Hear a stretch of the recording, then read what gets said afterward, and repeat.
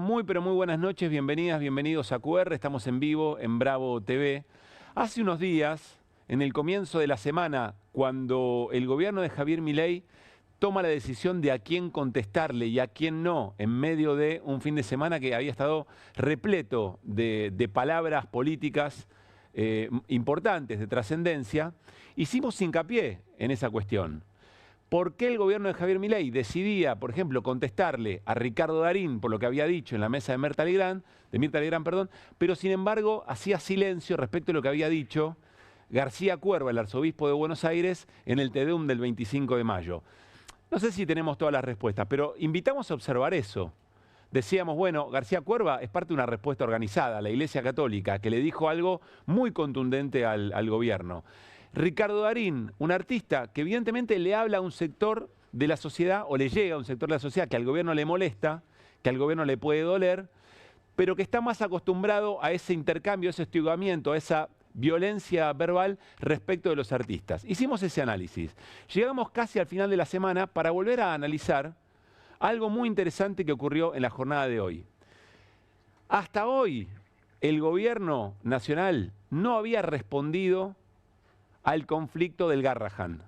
Es decir, a lo que la comunidad del Garrahan, técnicos, profesionales, residentes, etcétera, etcétera, estaba planteando en la preocupación del vaciamiento del hospital, las renuncias masivas, la falta de presupuesto, muy deliberado, está claro. Y decíamos y nos preguntamos, si el gobierno no contesta y no tiene respuesta frente a algo que va creciendo, es porque ahí tiene un problema. Porque tiene un problema discursivo, porque tiene un problema comunicacional político. Hoy una movilización muy importante al Ministerio de Salud, muy importante, después de muchos días de protesta, es lo que estamos viendo en pantalla. Hoy el gobierno toma la decisión de salir a contestar. Es decir, el gobierno entendió que algo tenía que salir a decir porque el conflicto le estaba entrando. No son muchos los conflictos que al gobierno lo ponen en jaque. Hay muchas preguntas para hacerse sobre cuáles son. Uno podría pensar la marcha universitaria del año pasado, podríamos pensar, por ejemplo, el acompañamiento de las hinchadas a jubilados y jubiladas. Bueno, acá hay un caso claro. ¿Por qué? Bueno, porque la imagen es muy concreta. Estamos hablando de decisiones del gobierno de ajuste de motosierra que recae en la atención de pibes y pibas en un momento de suma urgencia y de esas familias, yendo a atenderse al Hospital Garrahan. Hoy alguien decía con mucha atención, si vos con tu pibe recorres consultorios por todos lados y no dan pie con bola en el diagnóstico y sentís que el tratamiento no va, te vas al Garrahan.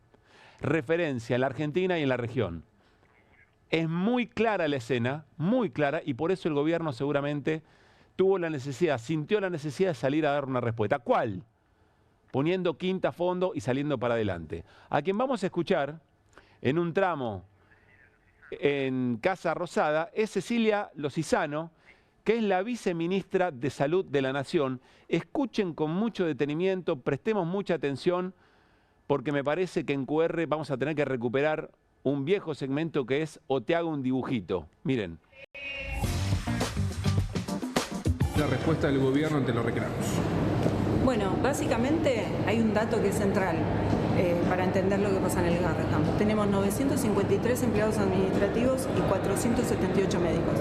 Eso nos está hablando de un desorden descomunal que venimos tratando de resolver, pero estamos esforzándonos para que resolver estas cuestiones nos permita realmente poner los fondos y los recursos públicos del hospital a donde tienen que ir, que es en los médicos y en las prestaciones, sobre todo para los pacientes. ¿Qué dice la viceministra de Salud? ¿Qué dice el gobierno? Ahora vamos a escuchar a Dorni porque redobla la apuesta y además, como siempre, le agrega una cuota de violencia verbal muy importante. Dice, acá el problema es la administración del hospital. Los recursos están, no es un problema de presupuesto. El problema es que, lo voy a decir yo, parafraseando, pero es la idea general, hay una enorme cantidad de gente que no tiene nada que hacer, que no cumple la función primaria, que es la asistencial, ñoquis, pónganle, capas de gente que se va acumulando, que no hacen al servicio del hospital, que están llevándose una porción del presupuesto que debería ir a médicos y médicas. Y dice, los médicos y médicas son ese número que dio, 400 y pico de personas. Bueno, ya el argumento tiene un problema muy de fondo, que ahora nos vamos a ocupar de eso, pero vamos al dato. Vamos al dato porque dato mata relato. Y es muy importante jugar en todas las canchas. Vamos a compartir estos datos y acá viene lo de o te hago un dibujito, que es el informe, el anuario, el informe que el hospital está obligado de alguna manera a hacer porque se trata de un organismo que tiene parte de la conducción del gobierno de la Ciudad de Buenos Aires y parte del gobierno nacional, 80% del gobierno nacional. Acá están definidas y separadas el personal en función del rol que ocupan. Decían, vamos primero a lo más importante, a lo asistencial. Estaba hablando de quiénes son médicos y médicas, cuántos médicos y médicas de 4.728 trabajadores y trabajadoras. Dijo 478, también le erró, porque en realidad son 558, pero después hay otro tipo de profesionales que también hacen la parte asistencial, 1.261 personas. Hay técnicos que se ocupan también de la parte asistencial, 1.073. Hay auxiliares, 33, y hay ayudantes, 265 personas. Dentro de todo esto también hay una enorme cantidad de residentes, que ahora lo vamos a ver más en detalle, pero los residentes son una parte muy importante de la asistencia. En algún punto tan importantes son que son las inferiores de un hospital, en términos futbolísticos. Es decir que jugar con esto es jugar con el presente, pero también es jugar con el futuro de un hospital, de la característica del Garrahan. Entonces, el personal asistencial que se ocupa de darle asistencia a las familias, a sus pibes y a sus pibas, son 3.190 personas. Este es el dato público, no hay forma de contrastar esto. Este es el dato. Que el gobierno vaya uno a saber la lectura maniquea que hace. Miren la logística. El tramo profesional 45, tramo técnico 180, tramo administrativo 473. En logística en general casi 1.000 personas. Pregunta, ¿cómo sabemos, tirado así al debate público, qué necesidad tiene un hospital, cuánto personal de logística tiene que tener y cuánto no para que funcione como corresponde? Puede ser una discusión, pero eventualmente en el terreno al donde quiere llevar todo el gobierno es mentira. Ese dato es falso, el dato que dio el gobierno es falso. Y no hay forma de contrastarlo. Después está, por supuesto, la conducción. Vamos a volver a escuchar a la viceministra de Salud, porque agregó además otra caracterización. No es un problema sanitario, es un problema administrativo, es un problema político. Y por supuesto, a quienes tenía que arrastrar hacia el medio de la polémica, a los sindicatos. Vean. No es un problema sanitario. El hospital funciona, es un hospital de referencia, tiene profesionales de alto nivel y tiene un presupuesto vigente que se financia entre el Estado Nacional y el gobierno de la Ciudad de Buenos Aires. El problema es político, es, si se quiere, administrativo. Hay organizaciones políticas que están detrás de algunos gremios, o referentes políticos que están detrás de algunos gremios, fogoneando... ¿Los estatales? Claro, los gremios que están relacionados con el hospital, ¿no? Que agrupan profesionales y empleados del hospital. Otra vez la viceministra, otra vez diciendo el problema es político. Claro que es político el problema. Desde ya que es político el problema. Otra vez con aquello de que las protestas de los sindicatos son políticas y con eso se quieren deslegitimar. Más vale que es política. ¿Saben que es política? El orden de prioridades que tiene un gobierno, cómo administra sus recursos. Cuánto para la CIDE y cuánto para que funcione el Hospital Garrahan, entre muchísimas otras cosas que podemos decir. Eso es político. Está claro, firmamos. ¿Dónde hay que firmar que es político? Ahora agrego otra cosa, el problema sindical. Ya aparece la peste de gobierno de estas características, son los sindicatos reclamando por lo que les corresponde. Hay un problema salarial de fondo. Y hay un problema salarial de fondo que el gobierno reconoce, ahora lo vamos a escuchar a Dorni, de los médicos profesionales que tienen una representación gremial, pero también de residentes que no la tienen y que hoy están efectivamente llevando adelante el paro y que son un porcentaje muy importante de la asistencia y del funcionamiento normal de un hospital, de ese y de muchos otros. Escuchen con atención lo que el vocero presidencial decía más temprano respecto al mismo tema y casi redondeando la gran violencia discursiva que tiene el gobierno frente a un acontecimiento que evidentemente le impacta políticamente y algo tenía que salir a decir. No es casual que el reclamo en el hospital se haga días antes de que se implementen el sistema biométrico de presentismo para romper privilegios. O sea, claramente el sistema biométrico trajo tal vez un agravamiento de este reclamo en virtud de que esta desproporción que yo te estoy marcando tal vez quede mucho más expuesta ante este nuevo sistema biométrico para controlar accesos y egresos, como tienen acá, digamos, como ustedes pueden ver acá que ocurre en Casa Rosada. Y de hecho tampoco es casual que el anterior reclamo se haya hecho cuando se transformó la cúpula directiva. Es la misma lógica de siempre. Hay causas bien intencionadas, como te decía, digamos que un médico gane más es una obviedad, digamos. El médico efectivamente debe ganar más de lo que gana, te repito, como otros también servidores públicos, como bien puede ser un policía. Bueno, acá hay dos momentos muy interesantes. Cuidado, vocero presidencial, cuidado, gobierno. Si con la comparación que acaba de hacer entre médicos y policías, lo que le termine pasando es que la policía empiece a entender que los reclamos salariales de aquellos que reprime tienen sentido porque va en su propia lógica, porque también está en juego su propio salario, como trabajador del Estado. Cuidado. Ahora parece lejos ese momento, pero quién sabe. Ahora, dice Adorni, todavía concentrándose en el presunto problema administrativo, que ya vimos que está trabajado sobre datos falsos, muy maniquea la presentación de esa información. Dice Adorni, claro, lo que pasa es que vamos a poner un sistema biométrico y ahí va a saltar la cosa.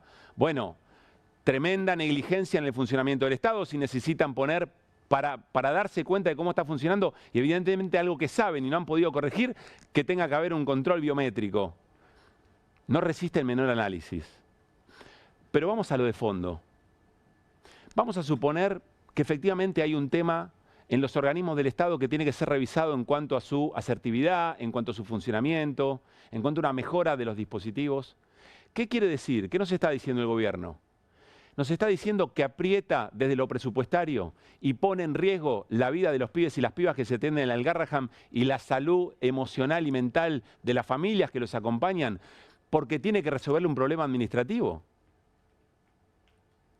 Y otra cosa aún peor, está diciendo que en realidad la culpa de todas esas situaciones las tienen los profesionales de salud, la comunidad del Hospital Garrahan. Es decir, que Manuel Adorni entra al Garrahan en una guardia que no da abasto por la enorme cantidad de renuncias. Ve una familia que está esperando una atención que no recibe, un pibe o una piba que está con dolor, que necesita una atención urgente, que está en un tratamiento, por ejemplo, oncológico. Se acerca y le dice, mire, la culpa es porque no quieren aceptar un control biométrico, o la culpa son de los ñoquis. ¿Así funcionaría un poco esa lógica? Miren lo que está pasando, además reconoce que hay un problema salarial. Entonces, otra pregunta, si reconocen que hay un problema salarial, ¿cómo es que lo administrativo es el gran esquema? Resuelvan el problema salarial si efectivamente reconocen que hay un problema salarial y eventualmente tendrán tiempo. Porque lo que ocurre con los salariales es esto que estamos viendo. Miren las especialidades, esto ya lo habíamos compartido en otro momento. Médica especialista en terapia intensiva, renuncia. Médico de guardia, coordinador de imagen, renuncia. Técnica de laboratorio central, renuncia. Médico suplente de guardia, renuncia. Bioquímica suplente, renuncia. Están vaciando el hospital por problemas salariales que ustedes reconocen. Porque es la consecuencia de la motosierra, porque es el ajuste, porque el plan que ustedes trajeron funciona de esta manera. Y ahora no lo quieren reconocer. Pero hay un elemento aún peor. Y no tengo dudas de lo que vamos a decir. Este es un gobierno psicópata. Es un gobierno psicópata que está psicopateando a las personas que sufren por los ajustes, por la motosierra.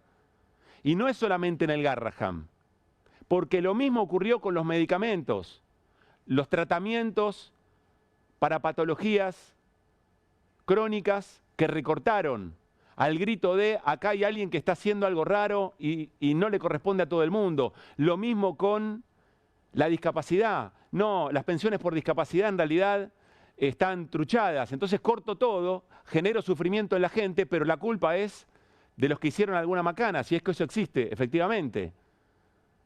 Lo mismo ocurre con los alimentos, en los galpones que se pudrieron, la comida no les llegó a las familias más vulneradas, a pibes y pibas en los comedores, pero la culpa es de ellos, porque en realidad hay una supuesta transfugiada de los recursos que nunca se pudo probar. Vamos a ver por qué decimos que es un gobierno psicópata. Ya que tanto le gusta la inteligencia artificial a este gobierno, vamos a ver qué definición nos da inteligencia artificial de la psicopatía. ¿Qué significa ser psicópata? Miren, La psicopatía, también conocida como trastorno de personalidad antisocial, es un trastorno mental que se caracteriza por un patrón de manipulación, explotación y violación de los derechos de otros sin remordimiento o culpa. Los individuos con psicopatía exhiben una falta de empatía, impulsividad, falta de control de impulso y a menudo se asocian con conductas delictivas. Hay crueldad, hay dolor, pero hay manipulación. Y hacen creer que ese dolor en realidad es culpa del otro, no de su propia responsabilidad. Es un gobierno psicópata. Nosotros en QR tratamos de nunca perder la elegancia, pero hay situaciones que te hacen sacar la etiqueta. Nos hacen vestir ya de otra manera. No se puede plantear de otra forma. Son actitudes psicópatas las que hoy demostró la viceministra de Salud, la que hoy demostró el vocero presidencial, diciendo que la falta de atención para pibes y pibas que tienen tratamientos vitales, en realidad es culpa de una mala administración del hospital. No es justo que estemos conviviendo con esto. ¿Quién habló hace poco de ser psicópatas? No es nuestra intención hacer ningún diagnóstico en términos personales. Estamos hablando de la actitud del gobierno. Pero es llamativo que en boca del presidente aparezca esa palabra. Acomodemos las tantos de qué es perversiones, porque las perversiones vinieron de ese lado. Que a mí no me vengan a psicopatear. Digamos, digo, porque si quieren, digo, me pongo yo más psicópata.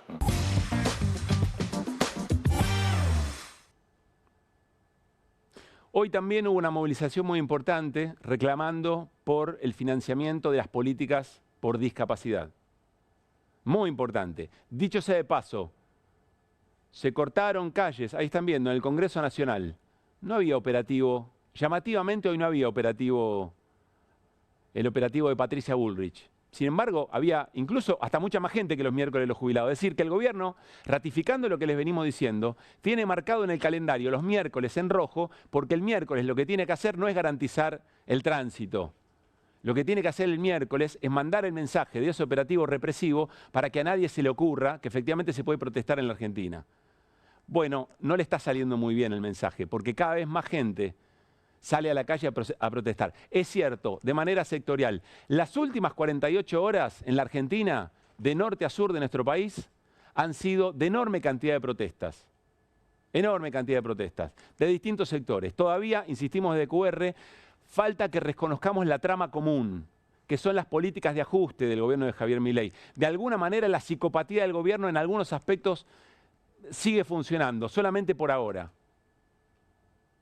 Hoy conversamos en la radio, muy temprano, con Daniel Catalano. Daniel Catalano es el secretario general de ATE Capital y además es secretario adjunto de la CTA. ¿Por qué lo llamamos? Porque hoy hubo cabildos abiertos de la CTA en el marco de su reunificación de las dos centrales sindicales, que habían sido una, se dividieron, están en plan de reconstituirse como una única central. Y lo que nos decía el Tano Catalano, le preguntamos sobre este tema, dice, debería haber sido 48 horas de una única convocatoria. Es muy interesante porque la próxima movilización de Ni Una Menos no caía miércoles y va a caer miércoles. Decidieron hacerla el miércoles, 3 de junio. 3 de junio era la movilización del Ni Una Menos, histórica ya. Bueno, se va a correr al miércoles porque alguien está captando esto. Pero le preguntamos al Tano Catalano, un dirigente que habla muy despojado de cassettes, muy despojados de algunos clichés de la política, y que reconoce, no por no saber, no por ignorancia, que reconoce que hay algunas cosas que no sabe por qué ocurren y que no sabe cómo se puede articular más eficazmente la acción dirigencial para poder, entre otras cosas, generar de todos estos segmentos y sectores que están protestando que sea algo con mucha más fuerza. Pero nos dijo algo que nos preocupó y mucho, vinculado a los liderazgos y vinculado a esta situación. Presten atención. La gente ya no puede más y lo que está haciendo es ver cómo carajo hace para que sus pibes no se mueran de hambre. Y nosotros no tenemos un proyecto político en donde puedan abrazarse y decir, mira, es por acá, banquemos, hagamos militarla. Me parece que hay una responsabilidad que no se quiere asumir. Muchas veces la política prefiere contar los muertos del sistema que los muertos de la rebeldía. Voy a reiterar esa frase de Daniel Catalano. Muchas veces la dirigencia prefiere los muertos del sistema a los muertos de la rebeldía. Es una frase que, dicha por un dirigente sindical importante, debería interpelar a más de uno. Estaba hablando no solamente de la crisis de los liderazgos, sino de liderazgos que no se terminan de poner al frente de la situación, que tienen mucho derecho a tampoco conocer cuál es la fórmula, cuál es el método. Por supuesto que sí. Ya es hora. Yo no sé si esa frase de Daniel Catalano, la voy a reiterar, hay dirigentes que prefieren los muertos del sistema a los muertos de la rebeldía. No sé si es efectivamente así. Pero que la estemos pronunciando esta noche y nos quede la duda, habla de la urgencia del momento. Arrancamos QR con las voces del día. Implementará el servicio militar voluntario para jóvenes entre 18 y 28 años que deseen servir a la nación. ¿Con qué necesidad reprimís? ¿Con qué necesidad empujás? Empujando a personas con discapacidad. Estamos acá exigiendo que se apruebe la ley de emergencia en discapacidad. Somos profesionales de la salud. La ley de prestaciones no se cumple. Que me explique algún político cómo podemos hacer para vivir sin cobrar. Estamos acostumbrados a trabajar bajo presión, pero esto es intolerable. La verdad que este no es un problema sanitario, es político. Acá se nota que hay gente atrás que son los mismos que están en la marcha de Palestina, que están reclamando. Yo hoy vengo a lo de los chicos del Garrahan, que son los que atienden a nuestros hijos, a nuestra niñez.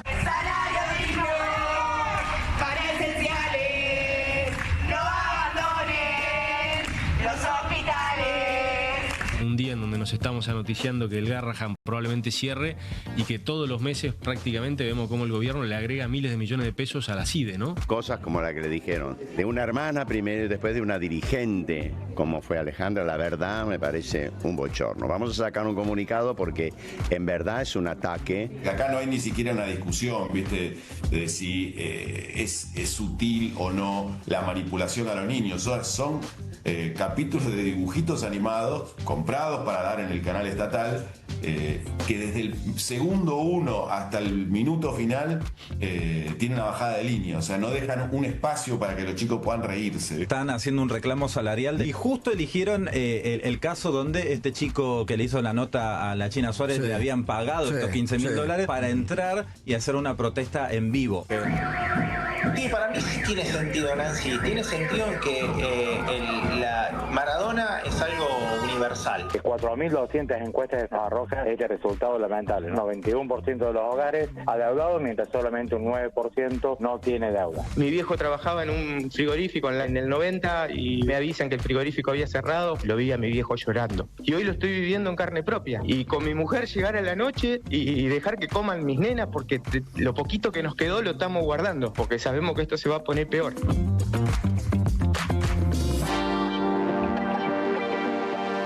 Quiero volver a reconocer a nuestros compañeros y compañeras que trabajan en el resumen del día, porque cada resumen del día o cada resumen de las voces del día aquí en QR es pintar el momento de nuestra Argentina, a veces pintar hasta nuestra historia. Es muy interesante y muchísimas gracias por esa sensibilidad muy a flor de piel para captar estas, en medio de tanta información, de tantas voces, hacen un resumen muy importante. Buenas noches al equipo de QR, Martín Granoski, Hernán Leche, ¿cómo están? Señor. ¿Qué tal? ¿Cómo le va? Quiero saludar y darle la bienvenida también en esta noche a Mauro García, el jefe de unidad de cuidado intensivo del Hospital Garrahan. Hola, Mauro. Hola, ¿cómo les va? Buenas noches y muchas gracias por la invitación. Gracias por estar acá. Vamos a recordar otro momento en el que el gobierno, hasta hoy, cuando habló la viceministra de Salud y el vocero presidencial, el único momento en que el gobierno había hecho alguna referencia respecto del Hospital Garrahan fue este que vamos a compartir ahora. Vamos a hacer otra. ¿Presidente? Que se llama, sí, vamos a hacerla, que se llama Juicio al Capitalismo. Y básicamente yo voy a ser el abogado defensor del capitalismo, Zucca va a ser del fiscal que acusa, y va a haber un tribunal y un juez. Van a estar siempre mis rubias voluptuosas que me van a defender, se van a vestir de Estatua de la Libertad y todo. O sea, y lo vamos a hacer a beneficio de del Garrahan. Es muy interesante esto que dice Javier Milei, visto al presente, porque es una confesión. El presidente confiesa que el problema del Garrahan es presupuestario, por eso va a ser una donación. No va a ser una obra de teatro para explicar cómo hay que modificarlo administrativamente. Va a ser una obra de teatro con esas características para hacer una donación, porque el problema es presupuestario. Se lo tendría que avisar a su vocero y se lo tendría que avisar además al Ministerio de Salud. Por eso esta es nuestra portada para encarar el tema esta noche. Donaciones no, presupuesto sí.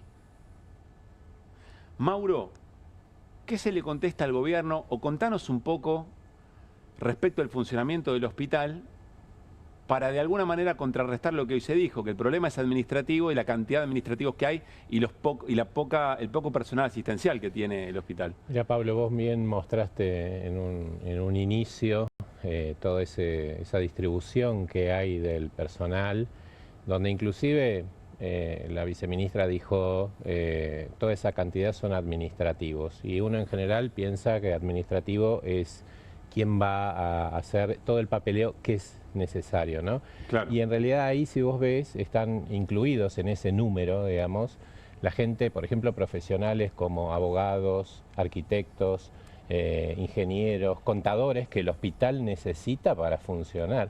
Está todo el personal de mantenimiento de esa megaestructura que también se necesita. Entonces se tergiversan un poco los números o, bueno, por ahí no hay una interpretación adecuada de esa situación. Pero este documento es un documento... es un anuario que viene de años, que se publica... Es irrefutable, digamos. Es cómo mostramos toda la producción. Es un informe de 80 páginas que está accesible a todos, digamos. Pero bueno, después hay que hacer un análisis y a mí me parece que es interesante el tema porque en realidad se toma como una cosa parcial y no se ven otras cosas que también están en ese anuario. A ver. Y yo te voy a dar un número, 400.000 consultas anuales en el Hospital Garrahan, de consultorios, 70.000 consultas en el servicio de emergencias, 10.000 cirugías, 1.500 pacientes internados en las terapias intensivas, 532 camas tiene el Hospital Garrahan. Toda esa estructura que te estoy nombrando, y te puedo seguir nombrando una cantidad de cosas, requiere de un montón de gente. Entonces, decir livianamente, bueno, sobran, la verdad que a mí me parece que no es justo para todos los trabajadores que están ahí. Yo entiendo la eficiencia y también si alguien no está cumpliendo con su función, creo que yo voy a ser el primero en decir, bueno, no, la verdad hay que cumplir, pero hay que demostrarlo. Claro. Y si hay eso, hace un tiempo que ya están y todavía estamos acá como si nada pasara. Mauro, ¿cómo estás? ¿Cómo te va? El hospital El Garrahan tiene una característica que atiende pacientes de toda la Argentina, es decir, cuando no te tienen en otro lado, vas al Garrahan no solo por la calidad, sino por la atención que permite de repente una persona que vive en cualquier provincia del interior. ¿Han mostrado los gobernadores alguna preocupación respecto de esta situación? Porque digo, los afecta de manera directa, ¿no? Sí, mira, la realidad que siempre algún servicio sanitario nos dice, bueno, tiene un área programática. Y como vos bien dijiste, nuestra área programática es toda la Argentina. Mi teléfono lo tienen en Jujuy, en Corrientes, el mío y el de muchos compañeros míos, ¿no? Y nos llaman y nos dicen, tengo un paciente que está así, la verdad que hicimos varias cosas, pero la verdad que necesitaríamos. Y la verdad que cuando analizamos el tema, sí, tráelo y volvemos. Con respecto a la pregunta de los gobernadores, digamos, en general es cuando tienen que presionar para traer para el Garrahan, pero después también en estas situaciones, y es una de las cosas que hablamos el otro día todos los jefes de servicio, con un grupo de diputados que fue a vernos, les dijimos que también los gobernadores necesitamos que se involucren en esto, porque yo la verdad que no pregunto si es de Salta, Jujuy, de dónde es, digamos, es parte de nuestra área programática y nosotros intentamos dar una solución. Entonces, si tengo que pensar, digamos, creo que falta ahí una parte donde nos pudieran, digamos, ayudar o dar una mano, como decimos nosotros. ¿Hace cuánto que estás en el Garrahan, Hace Mauro? 27 años que estoy en el hospital. ¿Y entraste como residente? Yo hice mi residencia en el Hospital Gutiérrez, en uno de los 3 pediátricos que hay acá, Y después, bueno, roté por la terapia intensiva y la realidad es que decidí hacer ahí porque creo que... ¿Llevas 27 años en terapia intensiva? Sí. ¿Cómo se banca eso? Para mí es, primero amo mi trabajo, la verdad que sobre todo la docencia, el resolverle los problemas a los pacientes, la verdad que obvio que siempre me hacen esta pregunta porque obviamente que convivimos con pacientes gravísimos y con la muerte. Y son chicos encima. En pacientes pediátricos, pero creo que uno con el tiempo trata de separar a veces estas cosas, digamos. No es que no me acontece nada cuando hay una situación que no nos gusta, pero creo que es esa adrenalina de decir, está grave, es este el momento, y inclusive vamos a ver que no solamente médicos, todo el mundo se pone alrededor y hacemos una fuerza para que salgan, que la verdad que es importante. Mauro, aunque sea crudo, no a los fines del morbo, a los fines de la conciencia de la situación, que el hospital esté como está. ¿Cómo se representa en una escena de una atención que requiere una urgencia, de una atención concreta en estos días? Y yo te diría que es como cuando llega un politraumatizado a la guardia y tal vez yo empiezo a decir, bueno, no sé, tráeme algún elemento para intubarlo. No, bueno, pero no tenemos, ¿viste? Cuando vos decís, pero a ver, llamen a hemoterapia para que traigan la bolsa de sangre. No, bueno, pero estamos viendo a ver si hay. Entonces, ¿eso está pasando? No, lo que digo, él me pregunta la representación, ¿no? Él me pregunta, bueno, en este momento en el hospital, y vos bien lo marcaste, está pasando esto, digo, hay gente que se está yendo. Y el gobierno está diciendo, bueno, no, la verdad que el presupuesto está... Nosotros, y yo, y muchos de mis compañeros que estamos hoy intentando visibilizar, no estamos preparados para esto, digamos, nos tenemos que poner y adecuar, porque estamos para todos los días, para los pacientes, para pensarlo, para resolver los problemas, digamos. Y tuvimos que llegar a esta instancia porque la realidad es acuciante para todos. Tienen que, perdón, Adán, quiero volver a la escena. Tienen que tomar, en función de personal que falta o de instrumentos que escasean, tienen que tomar una decisión de a quién le dan prioridad respecto de quienes llegan a una urgencia. Mirá, ¿por qué esto...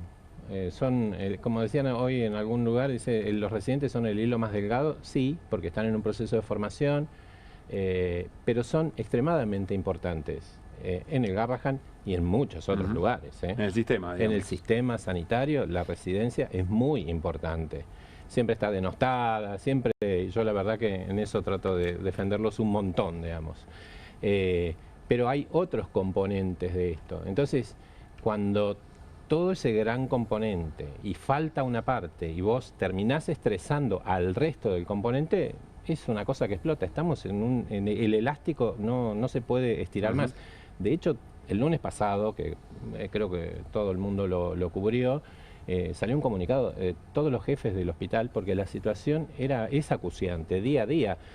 Hubo días donde había momentos donde uno dice, pero ¿y dónde nos falta un médico de guardia? Y no porque estaba de paro, era porque no se están pudiendo cubrir lugares importantes. Y eso finalmente puede terminar repercutiendo sobre la calidad de atención, que es una de las cosas que nosotros más preservamos. Para nosotros darle la mejor calidad desde la salud pública a la gente es nuestro norte. ¿Hernán? Uno lo escucha a Dorni y demás, y evidentemente no son rigurosos con sus análisis y sus argumentos, pero sí quiero preguntarte respecto de lo que plantea en particular Adorni, que esto vendría a ser una especie de reacción frente a la obligación de cumplir un determinado horario. Nosotros, la característica del hospital desde que se fundó, y por eso se fundó así, digamos, es de horario extendido, donde a las 4 de la tarde vos, 4 menos 10, buscas un especialista, me llamás a mí, necesito este problema, y estamos todos, digamos, y resolvemos el problema. Entonces, la verdad que digan que no estamos, me parece que, digamos, no conozco a todos los integrantes del hospital, pero la verdad, digamos, uno va y esto hay respuesta. Y el Garrahan, vos decías, y quieren ir al Garrahan, ¿por qué? Por todas estas características. Todos los que estuvieron antes que nosotros, desde que se fundó, y todos los que estamos ahora, le damos un nombre y una calidad al Garrahan. Y eso, si vos no estás o fallás, y eso no se podría sostener. Y hoy por hoy se sostiene de esa forma. Mauro, tengo dos últimas preguntas, por lo menos yo. La primera, recién dijiste, bueno, no estamos preparados para esto. ¿Te referís a esto, a la lucha, a organizar la lucha, sí, ¿no? A la resistencia? Sí. Bien. Los médicos en general somos muy reacios. Por ahí voy. Por ahí va mi pero... pregunta, y estoy pensando en algo que dijo Claudio Martínez respecto de científicos y científicas, hasta docentes universitarios, que a veces da la sensación que se están desayunando, que son trabajadores, es decir, que pertenecen a una clase y que están en una trinchera y quizá creían que no iban a estar nunca. Quiero saber si coincidís con eso, no porque vos necesariamente lo hagas, pero en lo que podés observar de cómo se posicionan respecto de lo que está pasando, y que no le pasa solo a ustedes, que las mismas razones del Garrahan son los productores de pera de Río Negro, de yerba de Misiones, y por supuesto los científicos del sistema científico y tecnológico. Es un poco así, nada, desde siempre y con los años de formación que uno invierte, la verdad que estamos como muy estructurados en llegar a una meta que encima es a largo plazo. Para trabajar en el hospital requerís entre 12 y 14 años, porque no es solamente el residente de pediatría que termina la residencia, después hay subespecializaciones. Yo soy médico, pediatra y terapista intensivo, y así un montón de profesionales que tienen todas esas ganancias en títulos. Entonces, la verdad que invertimos mucho tiempo en eso. Si me decís, vos vas con el sindicato, con la asociación, la verdad que poco, pero también era un lugar donde, no digo que tirábamos manteca al techo, digamos, pero la verdad que íbamos navegando. Hoy por hoy, y te voy a dar otros números que me parece que son representativos.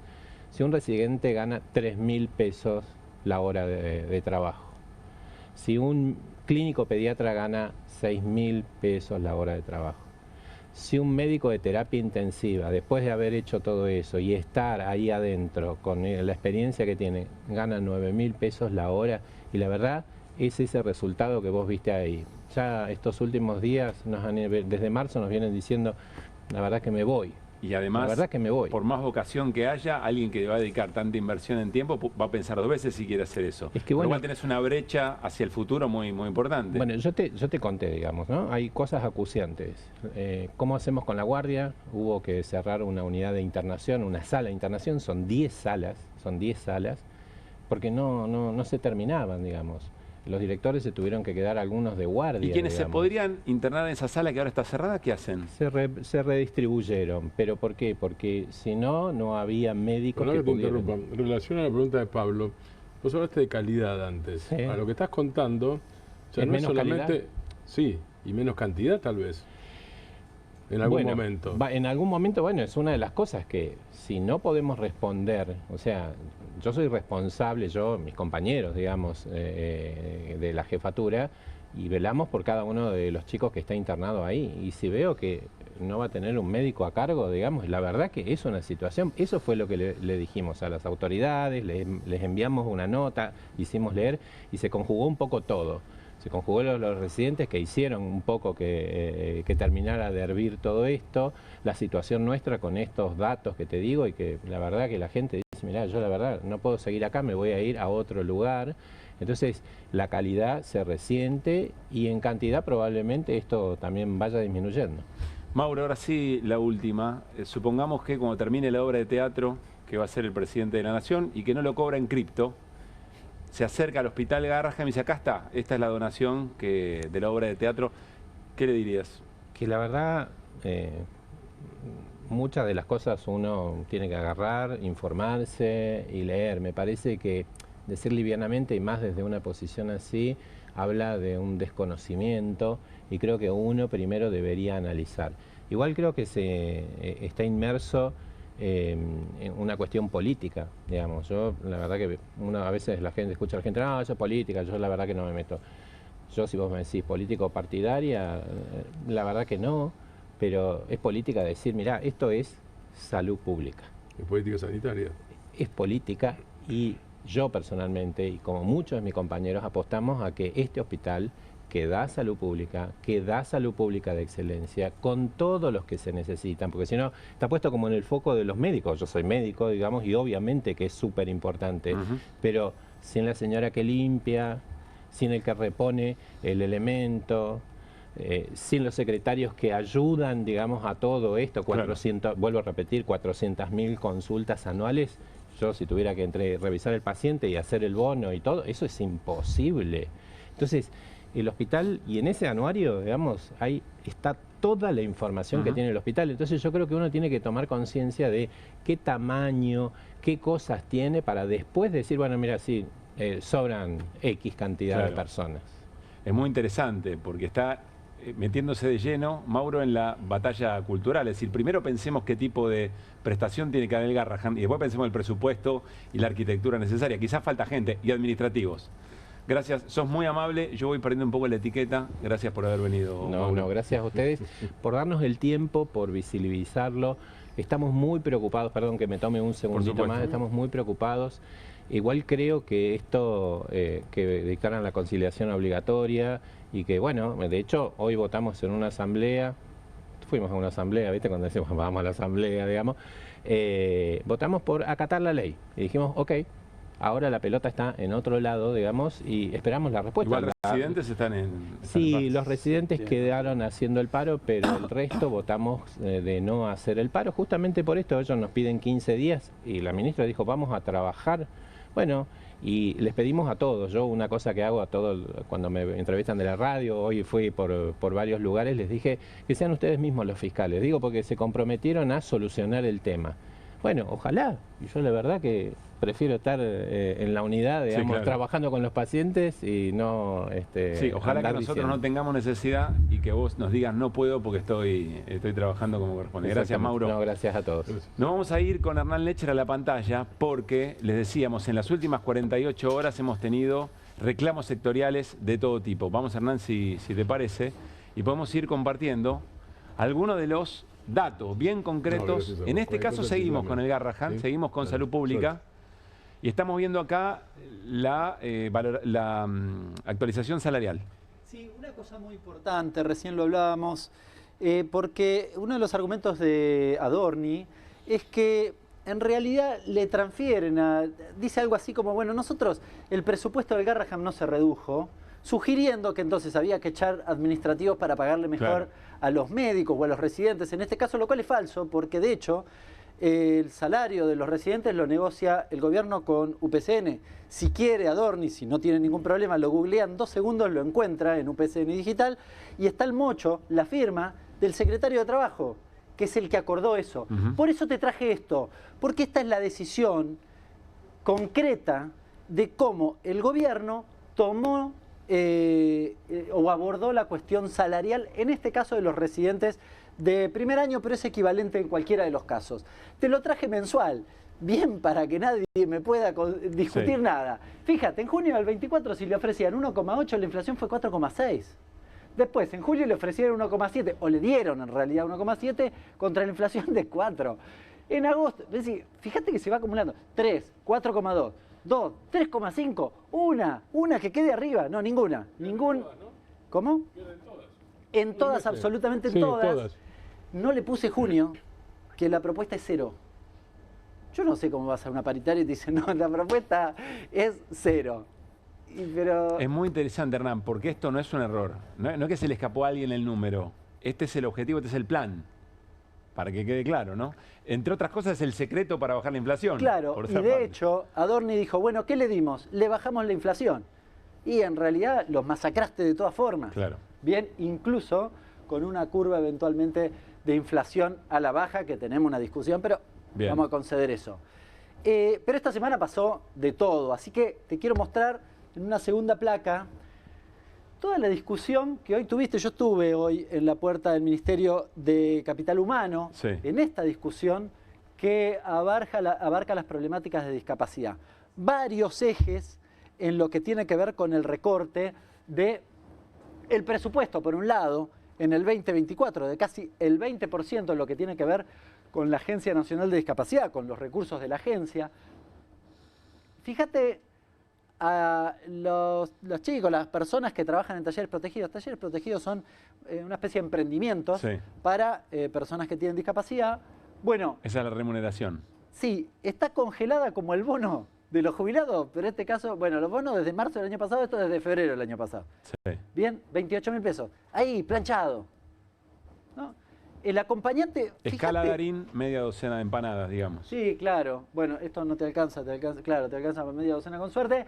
Ahora, fíjate los acompañantes que trabajan de repente en un centro de día y demás, les pagan lo mismo que le pagan al residente, prácticamente, 2.800, 3.000 pesos por hora. Esto genera un gran problema, que es la rotación constante de los profesionales. Claro. Con chicos, con gente que, viste, medio que sería... La construcción del vínculo es muy importante. Claro, oportuno que no pase eso. Claro, claro. Y finalmente el transportista, esto es importante porque, no sé, la gente en general no lo sabe, pero la Administración General de Discapacidad, que se financia con la ley de cheque, con los cheques mal emitidos y demás, ese financiamiento de asignación específica, en general financia una cosa que se llama transporte institucional. Me tocó trabajar ahí, por eso aprendí bastante esto, que es te dan un vehículo, te subsidian la compra de un vehículo y después te subsidian parte del combustible. Bueno, obviamente, de nuevo, el combustible está congelado, el subsidio que le transfieren, con lo cual...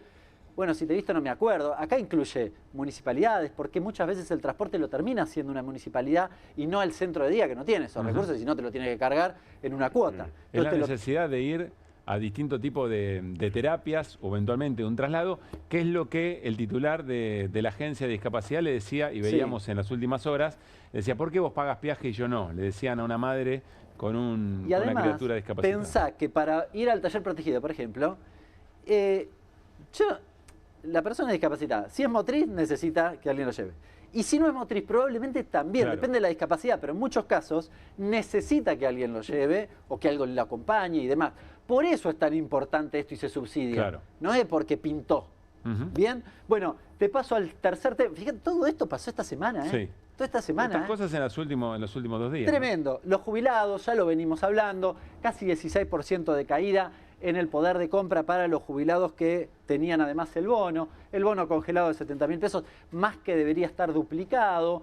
El aumento de los medicamentos, 350%, es decir, hicieron todo eso. Y el recorte de políticas de entrega de medicamentos gratuitos. Y el recorte, además, porque este poder de compra no está medido con esto, está medido con el IPC. Claro. Si es mentiroso. O sea, esto es aparte. Claro, esto es peor. O sea, el poder de compra es menor a ese 16%. Y la última medida que fue el fin de la moratoria jubilatoria. Fíjate todas las cosas que se van, que van afectando la vida de los jubilados. Y finalmente, lo que vimos ayer, también vinculado al mundo de la ciencia. Bien, fíjate los impactos, si vamos a la placa restante. Acá te traje, hay varias cosas para ver, la veíamos con Claudio Martínez hace unos días, la caída del presupuesto. Te traje otra información bien importante que tiene que ver con el salario, nuevamente en este caso de los docentes universitarios. También, mundo de la ciencia. Fíjate la caída, 30%. Es un poquitito menos que los residentes, ¿no? Es decir, tienen un 8% menos, más o menos un 7% menos, pero los masacran. Esto es una invitación a que te vayas. Esto es una invitación a que dejes de dar clase, a que baje la calidad educativa. O que salgas de la educación pública y vayas a la privada, eventualmente, ¿no? O que salgas de la educación y de la salud pública y vayas a la privada. Y finalmente, después, ¿esto te acordás que pasó en los 90? Después, ¿qué pasa? El hospital no funciona. Bien, la universidad no funciona. Hay que privatizar. Hay que privatizar, claro. La justificación de la privatización, ojo, que nadie después aparezca desprevenido, se generó con políticas de este tipo. Sí, sería muy llamativo, por suerte no ocurre, que el ministro de Salud sea efectivamente un empresario de la salud privada. Menos mal, porque pensaríamos cualquier cosa eventualmente. Nos vamos a ir a la tanda y al regresar, todos estos conflictos que menciona Hernán necesitan visibilidad, necesitan cobertura. Por supuesto en el análisis como hace Hernán, pero también en la calle cuando se sale a protestar. Ahí está el rol de la prensa, ahí está el rol de los reporteros gráficos, que hoy por hoy, cuando van a hacer estas coberturas, están pertrechados como si estuvieran yendo a la guerra. Y lo vamos a ver y lo vamos a conversar después de la tanda. Mercado te invita a Expo Industrias y Servicios 2025, el evento industrial del año. 19, 20 y 21 de agosto en La Rural, el punto de encuentro más destacado para la industria nacional e internacional. Invita Adrián Mercado.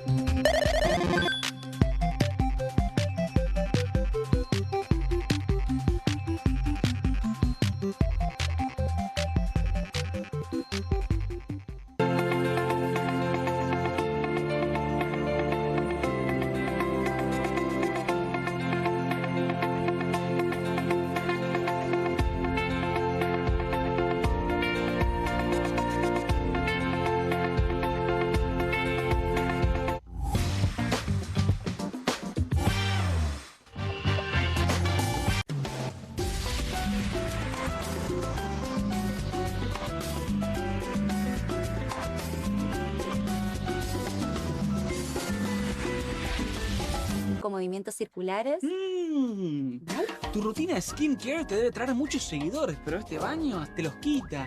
Pero si yo ya limpié mi inodoro con Harpic. Sí, pero te falta el resto de las superficies. Necesitas el Harpic Baños. El rojo, que saca manchas difíciles, desinfecta y deja impecable tu baño. Para cualquier desafío que te dé el baño, nada mejor que Harpic. Polenta, deliciosa, práctica, tuneable. Pobre el que no la probó nunca, porque hay 1000 formas de preparar una Presto Pronta. ¿Pensaste que era algo para comer cada tanto? Pobre de vos.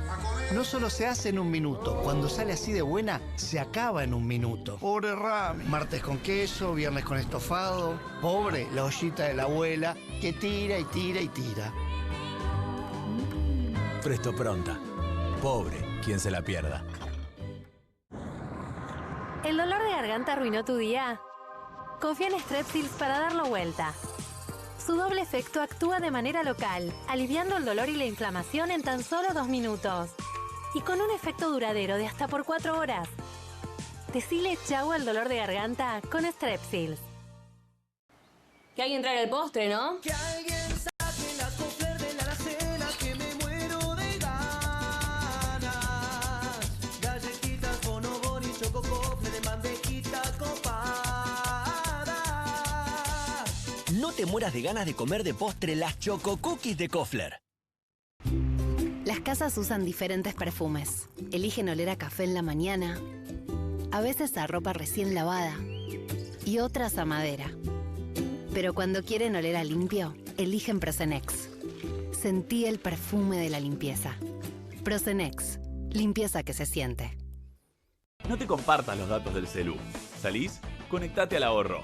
Con Telecentro Wi-Fi prepago podés tener el giga más barato para usar internet fuera de tu casa. Conseguilo en Mercado Pago y disfrutá 10 gigas desde 629 pesos. Telecentro, conectando con vos. 1, 2. Bueno, dale, arranca. ¡Pará! ¡Mike! ¿Van a hacer el video con el inodoro con manchas de sarro? Pero si siempre uso lavandina. Eso no lo remueve. ¿Por qué no probás limpiando con Harpic?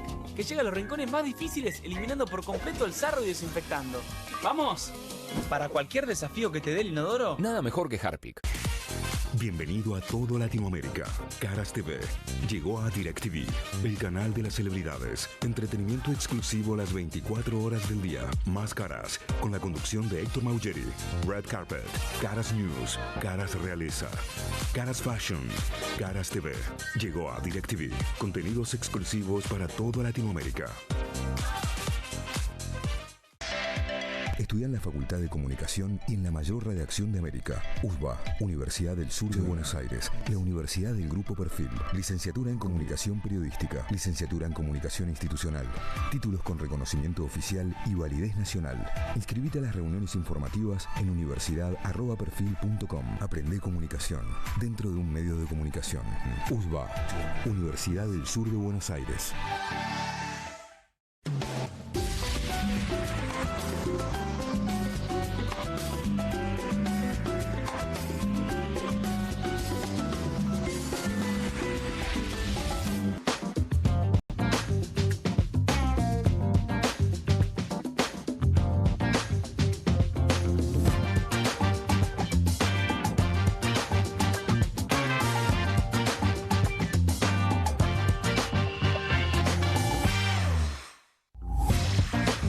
Muy bien, seguimos en QR, aquí en Bravo TV hasta las 12 de la noche.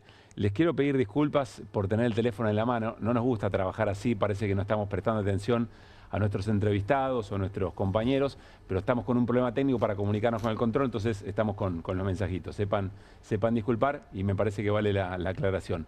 Bueno, hablamos recién con Hernán Lecher sobre la situación en discapacidad y está en línea Fernando Galarraga, que es ex titular de la ANDIS, es decir, la Agencia Nacional de Discapacidad. Fernando, soy Pablo Caruso con todo el equipo de QR. Saludamos. ¿Cómo estás? Muy buenas noches. Hola Pablo, buenas noches para vos y para todo el equipo. Gracias y gracias por la espera. Bueno, con tu experiencia, habiendo estado al frente de la Agencia Nacional, danos una caracterización del momento. Hoy una movilización muy importante, se va a tratar en el Congreso también, pero ayúdanos a entender la gravedad del asunto, vos que conocés muy bien el paño. Y la situación es dramática en muchos sentidos y para todo el sector. Antes por ahí había reclamos puntuales de prestadores, en otro momento de las personas de los talleres protegidos, eran como mucho más segmentados. Hoy el ataque y la virulencia del retroceso de los derechos para el colectivo es masivo e impacta en todos los ámbitos que hacen a la discapacidad, porque se ha retrocedido en la intervención del Estado. Pablo, no hay país en el mundo que no avance en inclusión del colectivo de las personas con discapacidad sin una fuerte intervención del Estado. Venimos escuchando mucho esto, Fernando, ¿viste? No hay país en el mundo que recorte ciencia y tecnología, recorte subsidio a los hospitales. Sí. Bueno, lo mismo en esto. Sí, la verdad que creo que han unificado un criterio, que es la destrucción del Estado y de la intervención y de sus víctimas, que son todos los que requieren de un Estado presente en serio, digamos, no presente de forma declamativa, sino presente en serio. Claro. Es lo que nosotros tratamos de hacer con muchas de las acciones que buscaron llevarlos, desburocratizar, buscaron llevar gestiones a la gente más cercanas, poner a disposición realmente la estructura estatal. Esto es todo lo contrario y hoy la consecuencia la están viviendo en carne propia las personas con discapacidad, su familia y todos los profesionales y trabajadores ligados al sector, porque hay muchas instituciones al borde de la quiebra, claro. Muchos transportistas que ya no pueden brindar más el servicio. Cuando se dice eso, implica que las personas que requieren esa movilidad no van a llegar hasta las prestaciones, y ni hablar de las prestaciones de alto costo. Esto es decir, medicamentos, sillas de rueda, prótesis. Claro. Fernando, te quiero hacer una pregunta muy puntual sobre algo que recién Hernán mencionaba, ese rol de los acompañantes. ¿Y qué significa para alguien en tratamiento o que necesita ese acompañamiento? ¿Qué significa? O bien que no esté el acompañante, o bien que haya mucha rotación por lo poco que le pagan. Y es muy complejo, es muy complejo. Ya en la Argentina hay un problema estructural con esa profesión porque no está reglamentada, no está colegiada, es muy difícil encontrar profesionales y la tarea es compleja de por sí. Pero para la persona con discapacidad representa realmente una situación muy, muy difícil porque el acompañante puede ser para adultos, pero fundamentalmente para niños. Claro. Donde la familia tiene que trabajar la confianza y la posibilidad de dejar a sus hijos, hijas, con este acompañante que va a estar permanentemente al lado de su ser querido. Eso es muy difícil de encontrar y mucho más cuando se paga lo que se paga, que no se reconoce y se deja muchas veces a las familias en una situación de indefensión y muy complicada. Fernando tiene una última pregunta a Martín Granowski. Martín. Buenas noches, Fernando. ¿De qué universo estamos hablando? ¿De 4 millones, de 5 millones de personas en la Argentina, digo? En la Argentina estamos hablando de más de 5 millones de personas con discapacidad. Es un universo diverso porque hay distintas discapacidades, hay situaciones que demandan mucho más apoyos, tratamientos, terapias, otras discapacidades que requieren mucho menos de esto, y sin embargo la estigmatización, la persecución, el retroceso es para todo el colectivo. Y si ustedes hacen una cuenta rápida, imaginen que si hay de 5 millones una persona por familia, estamos hablando de un universo de arriba de los 20 millones de personas en la Argentina que están tocados, están atravesados por la situación de discapacidad, viviendo situaciones dramáticas, muy complejas, al borde de perder terapias, tratamientos sin conseguir medicamentos, con las pensiones suspendidas y con la estigmatización que está a la orden del día. Fernando, un gran abrazo y gracias por ayudarnos a entender. No, gracias a ustedes y a disposición. Bien, les decíamos, cada uno de estos conflictos que se van manifestando en las calles requieren, y es muy importante, su visibilización, es decir, la cobertura de lo que allí ocurre. Primero, para realzar efectivamente el reclamo, y segundo, porque lo que está ocurriendo es represión policial, y hay represión policial ilegal, no excesos, volvemos a insistir con esto. Esa represión policial ilegal, históricamente, si quieren, desde la recuperación de la democracia para acá, hemos tenido casos muy, pero muy emblemáticos. Se vuelve muy importante el trabajo de reporteros gráficos, el trabajo de cronistas que efectivamente están allí, que están yendo a trabajar. No sé si han visto las últimas imágenes, pero están yendo a trabajar como si estuvieran yendo a la guerra, como si efectivamente hubiera una nieve tóxica en estos tiempos en la Argentina. Están con nosotros Agustín Lecci, que es secretario general del CIPREVAS, el Sindicato de Prensa de Buenos Aires, y Sebastián Brisela, que es el presidente de Árgara, la Asociación de Reporteros Gráficos de la Argentina. Sebastián, Agus, ¿cómo están? Muy buenas noches. Hola, buenas noches. Gracias por estar acá. Gracias por invitarme. ¿Con qué están yendo a trabajar? Nos trajiste ahí un equipo mínimo, me imagino. Mirá, sí, este es un equipo mínimo que hay que utilizar. Esto por los gases que tiran, el gas pimienta, que es un gas que no se utilizó en ninguna parte, por lo menos de que conozcamos de Latinoamérica, porque tenemos compañeros que trabajan y han trabajado en un montón de países de Latinoamérica. Decís el tipo de gas que se está usando ahora. El tipo de gas que se está usando ahora. Mirá vos. El tipo de gas que se está usando ahora te quema la piel. Yo creo que es totalmente ilegal, como la actitud que tiene el gobierno en el incumplimiento de la manifestación y de nuestro derecho a poder expresarnos en la calle haciendo fotos. Bueno, hay que usar esto porque te deja O sea que la ilegalidad es doble. Sí. Es la ilegalidad de la represión más la ilegalidad de los productos que se usan. De los productos que se usan, sí. Y como vos dijiste antes, nosotros creemos que sí, los miércoles es una propaganda que utiliza el gobierno para adoctrinar, para amedrentar, y bueno, y nosotros no queremos ser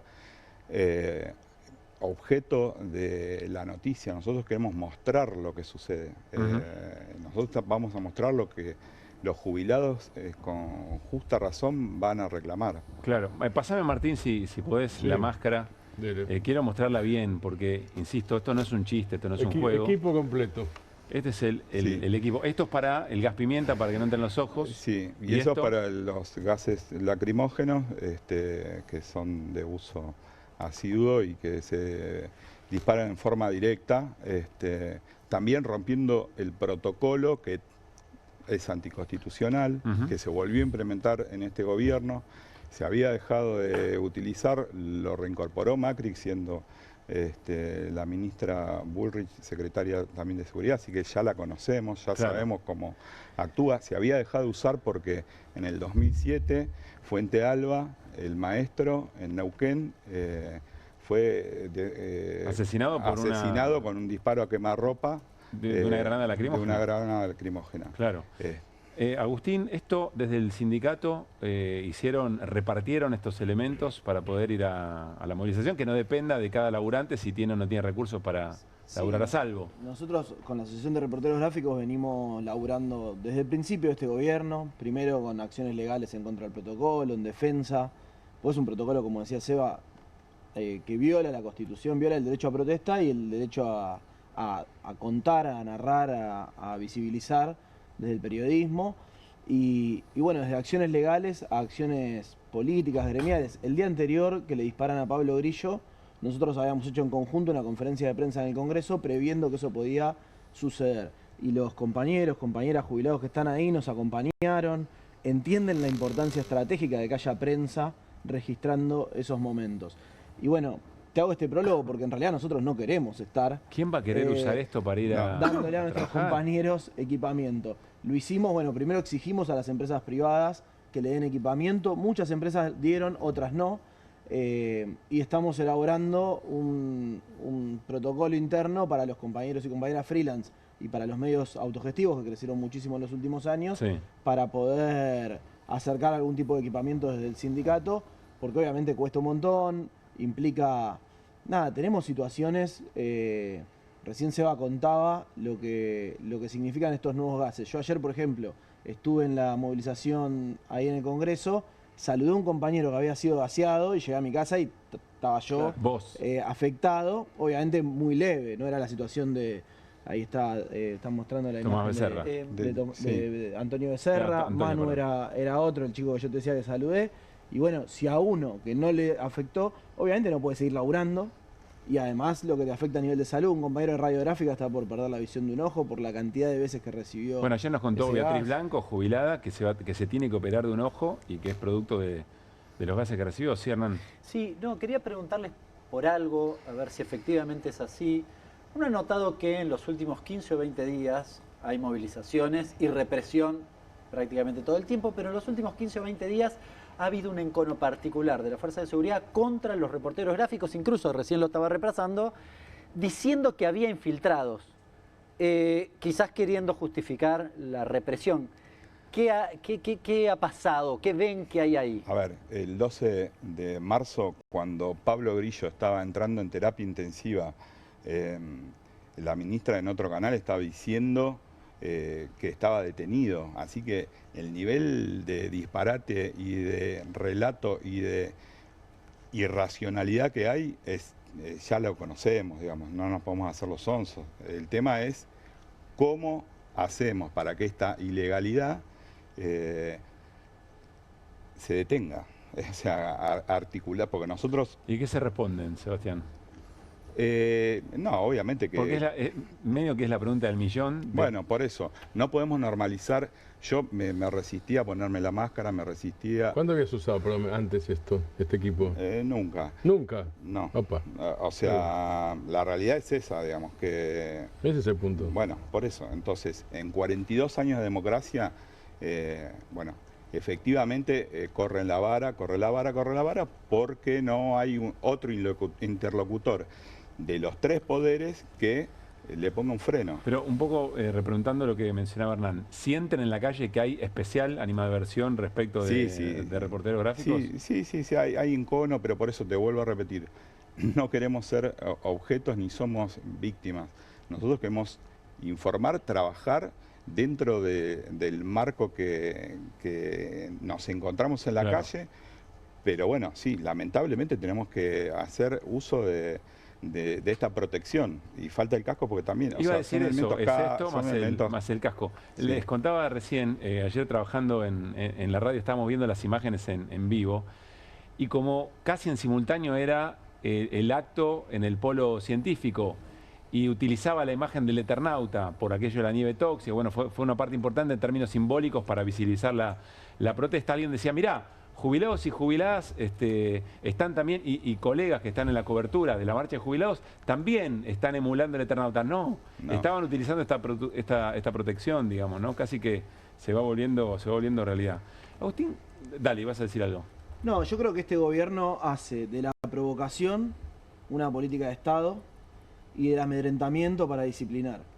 Y acá creo que, bueno, nosotros no vamos a entrar en provocaciones, no lo hicimos en ninguno de estos 2 años, que casi 1 año y medio que lleva el gobierno, en ningún momento, y hay un intento de disciplinamiento. Y ustedes decían, los reporteros gráficos para mí son el lugar más visible de la prensa hoy, junto con los camarógrafos, los cronistas que están en la calle, pero hay un ataque a la prensa a nivel general. Lo vimos la semana pasada con el decreto que modificaba la reglamentación de las acreditaciones en casa de gobierno, que prácticamente reduce a la mitad y les reduce el margen de conseguir información. Lo vemos con el ataque violento a Telam, a la televisión pública, a Radio Nacional, vemos la provocación con la nueva programación de Paca Paca, lo vemos con, recién Hernán contaba, yo veía la tabla esa de UPCN en relación a la inflación mensual. Sí. En los medios públicos desde agosto está congelado el salario de todos los trabajadores y trabajadoras. Es decir, perdimos un 26% desde agosto hasta acá. En realidad la inflación acumulada fue más de 200% desde que asumió este gobierno y 125 más o menos, no llegamos a eso, 76% de aumento salarial en esos lugares. Decía 125 porque es la diferencia que tenemos entre la inflación acumulada y la recomposición salarial. Puedo mencionar muchísimas cosas. ¿Y por qué? Y bueno, nosotros el 12 de marzo demostramos con drones de empresas privadas como TN, América, de compañeros y compañeras de medios autogestivos, con el trabajo del mapa de la policía, del cual nosotros colaboramos, que llevan adelante un conjunto de organizaciones, cómo nosotros podíamos desmentir el relato de la ministra de Seguridad y del Gobierno Nacional, demostrando que le habían tirado a matar a Pablo Grillo y que había una política de Estado, una decisión. Claro. Entonces, cuando uno demuestra eso, Pablo, vos lo decías antes, a lo largo de la historia se demostró el asesinato de Maxi y Darío en el Puente Pueyrredón, en Avellaneda, se pudo demostrar que los habían tirado a matar porque había un fotógrafo, porque habían camarógrafos, en ese caso, en ese momento de Clarín y de Canal 7 también. Bueno, al colega que toma la imagen de Guerrero lo echan del Ministerio de Cultura. Bueno, así sucesivamente un montón de cosas podemos enumerar. Ahora se viene el peor día del periodista, de la democracia, porque la verdad que lo que estamos sufriendo, y bueno, como decía Seba, nosotros no queremos ser noticia, pero somos noticia porque lo que quieren, de la misma manera que con la ciencia, con la cultura, con la educación, es una sociedad que no cuestione, que no critique, que no se muestre lo que está sucediendo, y creo que es el rol que tenemos que jugar nosotros en este momento. Subrayo que no es una cuestión corporativa, pero ¿no hay acción por hacer cuando un presidente dice no se odia suficiente a los periodistas? Nosotros en QR decimos no se odia lo suficiente, ese es un poco el plan, ¿no? Periodistas en este caso, seguramente han sido otros y tendrán otros colectivos. ¿Pero no hay ahí una reacción o lo estamos naturalizando demasiado? ¿Qué piensan? Sí, que hay que intentar de no naturalizarlo, que es muy difícil. Yo creo que esto es algo general, que le toca a un montón de sectores de la clase trabajadora y de la sociedad en general, a nosotros en particular, y que siempre hay más cosas por hacer. Nosotros permanentemente estamos discutiendo esto. Lo que te contaba antes, hemos hecho acciones legales, hemos denunciado penalmente a los funcionarios del Ministerio de Seguridad, hemos ido a la Comisión Interamericana de Derechos Humanos, que por suerte hace 20 días emitió un informe, la Relatoría de Libertad de Expresión, bastante interesante, pero con eso no nos alcanza, obviamente, para resolver la problemática que tenemos cuando reprimen a los compañeros. Ahora vamos a hacer en el marco del Día del Periodista una acción en Plaza de Mayo para denunciar todo este conjunto de situaciones, porque no hay nada que sea aislado de esto, un ataque general a la prensa, y sin duda seguramente se puedan hacer más cosas y estamos a disposición para eso. Sebastián. Sí, nada, que siendo trabajadoras y trabajadores de prensa están atacando a trabajadores. Es muy naif no decir que, obviamente, que si le pegan y atacan a una persona de la tercera edad, a un jubilado, que va a reclamar justamente por cobrar 270, 298 mil pesos de mínima, a nosotros también nos cabe, digamos, este ataque, pero bueno, es... Perdón que te interrumpa, sí. Lo digo yo, así no lo decís vos, sí. Para que no, ya que dijiste que es naif. En realidad, más o menos, discrepo a favor tuyo, porque al pegarte a vos, están impidiendo que vos registres cómo le pegan a un jubilado también, es doble la cosa. No, obviamente, o sea... Digo, están haciendo un doblete con eso. Exactamente, lo que quieren hacer, digamos, es otro relato con la IA, y nosotros lo que mostramos con las fotos, con las imágenes, es mostrar la realidad, mostrar lo que realmente hacen. Y bueno, realmente vivir en esta ilegalidad avalada, vuelvo a insistir, por los otros dos poderes del Estado es... ¿Por qué decís avalada? No digo, bueno, no sé si avalada, quizás no, es un acto... Es una pregunta, no, quizás es un acto fallido, porque realmente hay otros resortes dentro de las democracias que no se están activando. ¿Qué debería pasar, por ejemplo?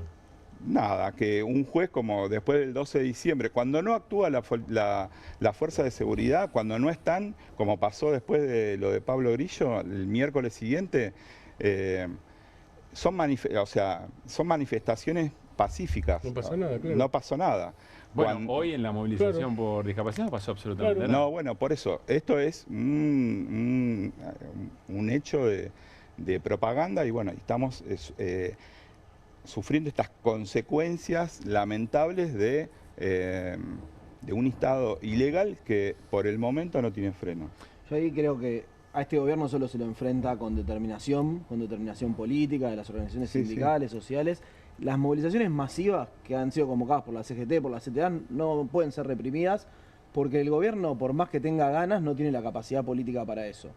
Nosotros, nuestro dilema, nuestro objetivo tiene que ser construir la mayor cantidad de movilización masiva que llegue al conjunto de la sociedad, como fue en su momento la de la universidad, como fue la de los jubilados con los hinchas de fútbol. Como dirigente gremial, ¿por qué crees que está costando eso? Porque en las últimas 48 horas, la verdad es que se dieron sectorizadas, es decir, capacidad de movilización hubo y vocación por movilizarse también. Bueno, ya tuvimos 3 paros generales en lo que va del gobierno de Milei. Obviamente que siempre falta y siempre debería haber más. Recién estaba el compañero del Garrahan, me parece que la lucha del Garrahan penetró en la sociedad y penetra. Tiene una legitimidad enorme, lo cual no le quita valor a otros conflictos, ¿no? La de discapacidad, la del CONICET, y creo que el gobierno en eso va perdiendo algo de legitimidad. Obviamente a uno le gustaría que fuese todo mucho más rápido. El problema es que también la precarización que hay de la vida en general y la pérdida de capacidad de poder adquisitivo hace que también nuestra sociedad tenga que estar rebuscándosela como puede e incluso le cuesta salir a la calle a defender sus propios derechos, ¿no? Esa es una realidad que heredamos y de la cual Milei se aprovecha para llevar adelante un ajuste violentísimo que no tiene antecedente en nuestra historia. Pero yo insisto, creo que hay que enfrentarlo. A uno a veces le da impotencia que, por ejemplo, no se haya podido frenar el DNU 70, que fue la columna vertebral del principio del ajuste y del ataque de este gobierno en diputados, como se frenó en el Senado. Yo al mismo tiempo también valoro que sí hay un bloque grande de diputados opositores, y me parece que eso hay que destacarlo, que se sigue manteniendo firme, que participa en las movilizaciones de jubilados, hablo de sectores del peronismo, del kirchnerismo, de la izquierda. Me parece que eso es importante, porque también es fácil meter a todos en la misma bolsa y decir nadie de la política hace nada, nadie del sindicalismo hace nada. No, hay quienes estamos en la calle, desde la política, del sindicalismo, lo que tenemos que tratar de hacer es de rompernos las pestañas para que eso sea más grande, más masivo, más constante, al punto tal de frenar lo que está llevando adelante este gobierno. Sebastián, Agustín, gracias por haber venido. Devuelvo esto porque por ahora en los estudios no lo necesitamos, pero no descartemos nada. Quedaría. No descartemos nada. No va a estar Cipreva no tientes al diablo para acercarnos. Muchas gracias. Gracias por haber venido. Muchas gracias a usted. Nos vamos a ir a una tanda, vamos a cambiar un poco de tema, quizá también de clima, porque el gobierno hizo una emisión de un bono para inversores extranjeros queriendo buscar dólares y gritó gol, como hoy gritamos los hinchas de Central por la llegada del Fideo Di María. Pero Hernán Lecher dice cuidado, porque ahí el gobierno en realidad está diciendo otra cosa o hay que leer algo entre líneas. Después de la tanda nos lo cuenta. Patadas a los escudos de los gendarmes. María es credinauta, Eduardo también, y Luis y Mercedes y Pablo son credinautas. Ellos y miles de argentinos formamos Banco Credicop. Y somos credinautas porque desde siempre creímos que es mejor hacerlo juntos y no hacerlo solos, porque somos cooperativos y solidarios, y porque sabemos que solo nos salvamos si lo hacemos entre todos. Ahora, hacete vos también credinauta. Movete a Credicop. Movete a un banco distinto. Banco Credicop Cooperativo. La banca solidaria. En Pilar contamos con Mimuni, nuestra herramienta digital de atención ciudadana para solicitar turnos, realizar trámites y gestionar reclamos de manera ágil y cercana. Descargate la app o chatea con nosotros por WhatsApp a través de 11 52 38 68 64, las 24 horas del día. También podés acercarte a cualquiera de nuestros puntos Muni de lunes a viernes de 8 a 18 horas y los sábados de 9 a 15 horas. En Pilar seguimos acercando el Estado a todos y todas las pilarenses. Pilar presente con futuro.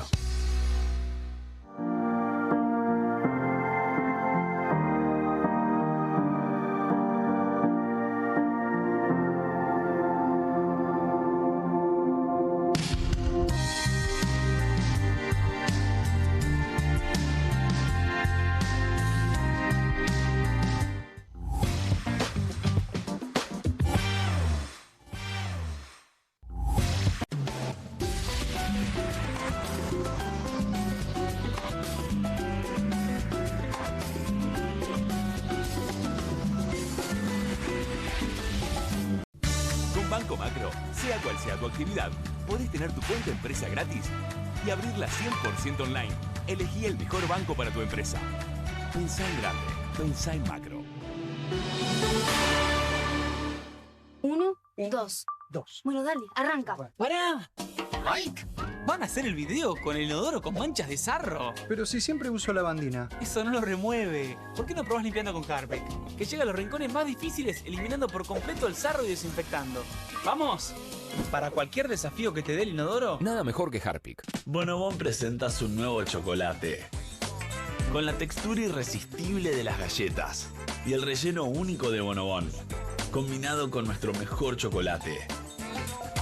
Lo vas a amar. Probá también el nuevo Bonobón Coco. Cremosidad que enamora. Salimos a la calle a probar la nueva fórmula de Vanish. ¿Quién me ayuda a manchar esta remera con algo que no salga con nada? El detergente solo no va a ser suficiente. Vamos a agregar Vanish, incluso sin refregar. Este es el poder de la fórmula mejorada del nuevo Vanish. Elimina manchas casi imposibles, hasta la grasa. Animate al desafío y confía en Vanish.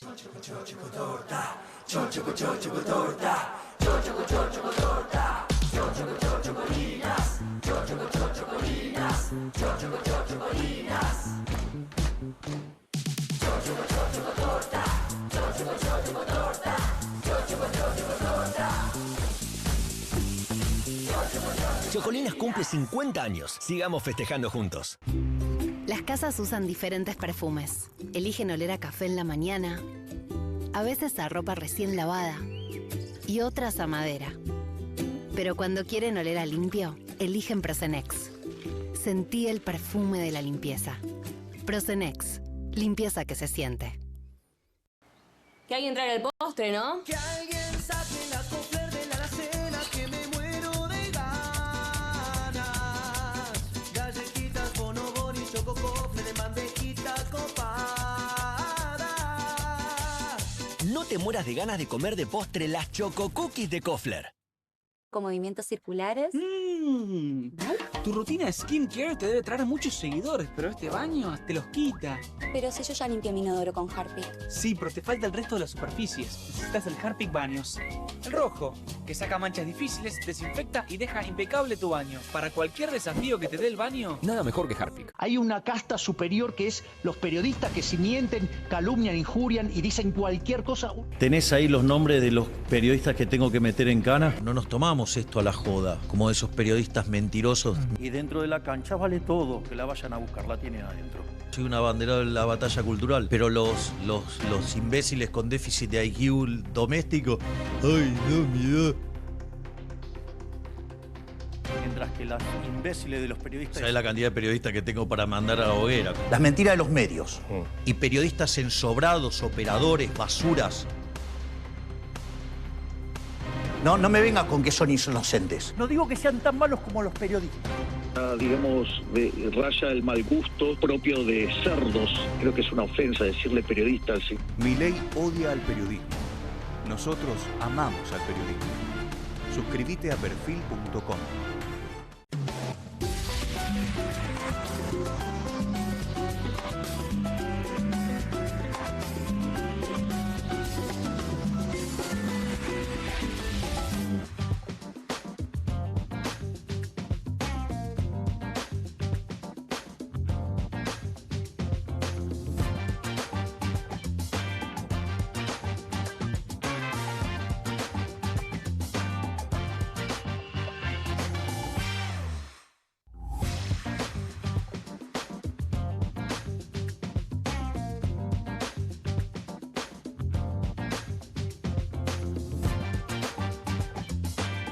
Seguimos en QR, aquí en Bravo TV. Vuelvo a pedirles disculpas por estar atento al celular.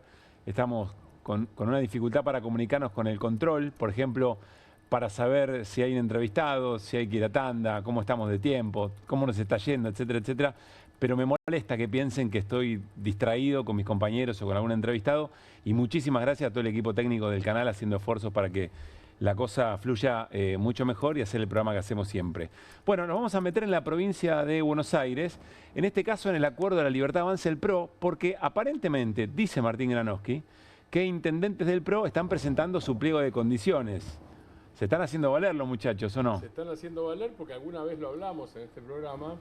Una de las características de la provincia de Buenos Aires es que en las elecciones provinciales del 7 de septiembre, después vienen las nacionales del 26 de octubre, se vota por secciones. Y como es por sección, son 8 secciones electorales, Sí. ahí el aparato cuenta, no determina, digo, yo no quiero exagerar ni nada de eso, como me dijo hace muchos años un intendente, cuando yo empezaba con esto, dice, pibe, llueve de arriba para abajo, no de abajo para arriba. Si no tenés buenas candidaturas arriba, estás perdido por más aparato que tengas. Pero el aparato cuenta. Y la Libertad Avanza en la provincia de Buenos Aires no tiene aparato, tiene un armador que es Sebastián Pareja, hombre de Karina Milei. Decís aparato, es esa estructura lógica de la política. Sí, por supuesto, estructura de la política, estructura de militancia, estructura de propaganda, finanzas. Se vota con boleta, además, no boleta única, sino se vota con la boleta tradicional. con la forma tradicional, lo cual, por ejemplo, para repartirla previamente, tener una estructura no es lo mismo que no tenerla. Estamos hablando de las legislativas, porque en la nacional sí habrá boleta única. Claro, ¿no? De las legislativas, que son legislativas provinciales, se eligen diputados o diputadas en todas las secciones. En algunas, senadores o senadoras. Sí. En todos, la mitad de los consejos deliberantes. Estamos hablando de 135 distritos. Claro. En esa parte, el PRO, en algunos lugares, tiene lo que la Libertad Avanza no tiene. Entonces, ¿cuál es el pliego de condiciones de los intendentes que estuvieron reunidos hoy con Cristian Ritondo? Es, ojo que acá sí nosotros valemos más. Claro. Porque Milei no se presenta. Digo, y hasta ahora, no sé qué pasará. Digo, Espert va a ser candidato a diputado nacional. Sí. Digo, tenés por circunscripciones, no hay un Adorni que pueda hacer una campaña, Adorni es Milei. Creo que en todo tenemos caso, tendría que haber 8 Adornis. Claro, tenemos que mejorar algo de tu micrófono, pero Sí. quiero repasar un poco lo que está contando Martín porque parece importante. Es toda una novedad el adelantamiento de las elecciones, es toda una novedad que se vaya a elegir, no digo solamente, no le quiero bajar el precio, pero exclusivamente, si ustedes quieren, legisladores y legisladoras en cada uno de los 8 distritos, y esto conlleva lógicas que cada espacio político va tratando de interpretar y haciendo tratando de mostrar su mejor funcionamiento. Por eso también hay tanta reunión, ¿no? En este caso del PRO intendente del PRO con Ritondo. Con Ritondo, que es el presidente del PRO en la provincia de Que Buenos deben Aires. estar diciendo, che, ustedes se regalaron arriba, pero mirá que acá abajo nosotros sí tenemos No, y cosas además, para negociar. Claro, y además hay otra cosa, porque Ritondo todavía no explicó qué arregló, si es que terminó de arreglar, con Sebastián Pareja y con Karina Milei y con el propio Javier Milei. No les explicó a los intendentes del PRO todavía, que son los dirigentes territoriales, cómo se van a armar las listas, la famosa lapicera. Digo, la discusión de la lapicera no es una discusión peronista, quedó como si fuera monopolio del peronismo. Eso es un absurdo. La lapicera funciona para todos los partidos políticos. Claro. Izquierda, derecha, ultraderecha, estamos hablando de derecha y ultraderecha en este caso. La lapicera funciona para todos. Entonces, ¿quién entra de senador? ¿Quién va primero? ¿Qué pasa en el Consejo Deliberante? ¿A quién están relegando? Digo, esa es la discusión que hay hoy. No hay todavía un sistema establecido de representación. No hay. ¿Qué quiere decir eso? No hay porcentajes entre Libertad Avanza y PRO. No hay todavía una formalización de cuál va a ser la alianza, porque lo que se sabe hasta ahora, por lo menos, si esto no cambia, es que en las elecciones nacionales, que van a ser para diputados en la provincia de Buenos Aires, porque no se renuevan los senadores todavía, en las nacionales, que son las de octubre, ahí es la Libertad Avanza, y en la lista de la Libertad Avanza van a ir los candidatos o candidatas del PRO. Bueno, adentro, la famosa fusión. ¿Te acordás que Ritondo no quería hablar de fusión? Bueno, ahí es fusión. Está por discutirse Está por discutirse, pero hoy parece lo más probable para las nacionales. Sí. Detrás de Espert. Ritondo dijo, tenemos que ir juntos en todas. Escucha lo que dijo Ritondo, un poco reflexionando sobre lo que dice Martín.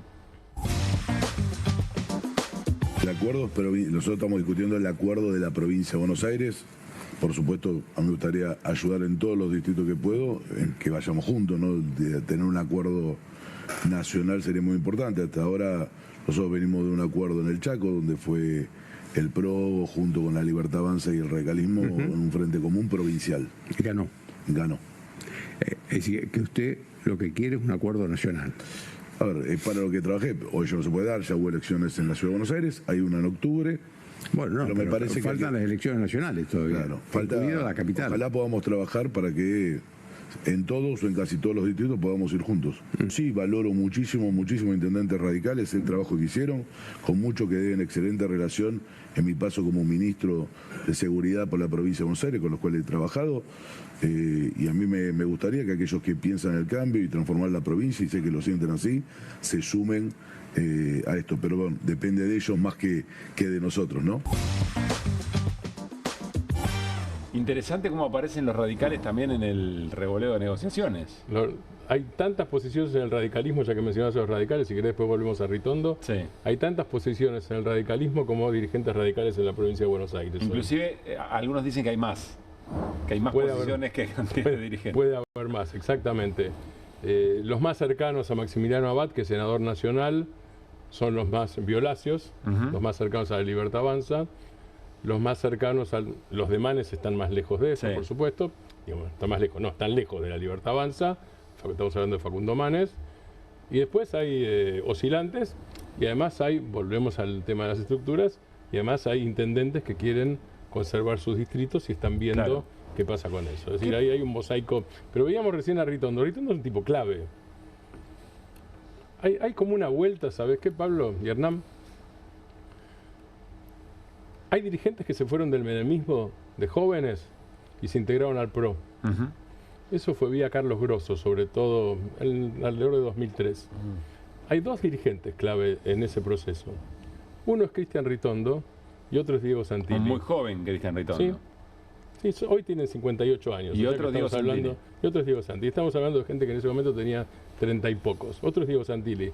Y si se fijan, los dos dirigentes que están rosqueando en la provincia de Buenos Aires, con Sebastián Pareja, con Karina Milei y con Lule Menem, que es Menem directamente, el menemismo, son los que vienen del menemismo. Están haciendo, no un giro, están dando una vuelta para volver a la fuente original después de haber pasado por el PRO, o en todo caso, siguiendo en el PRO, pero también viniéndose cada vez más de Violeta. Estamos haciendo una suerte de identikit de Cristian Ritondo. Sí, porque es clave. Cristian Ritondo es el presidente del PRO en la provincia de Buenos Aires.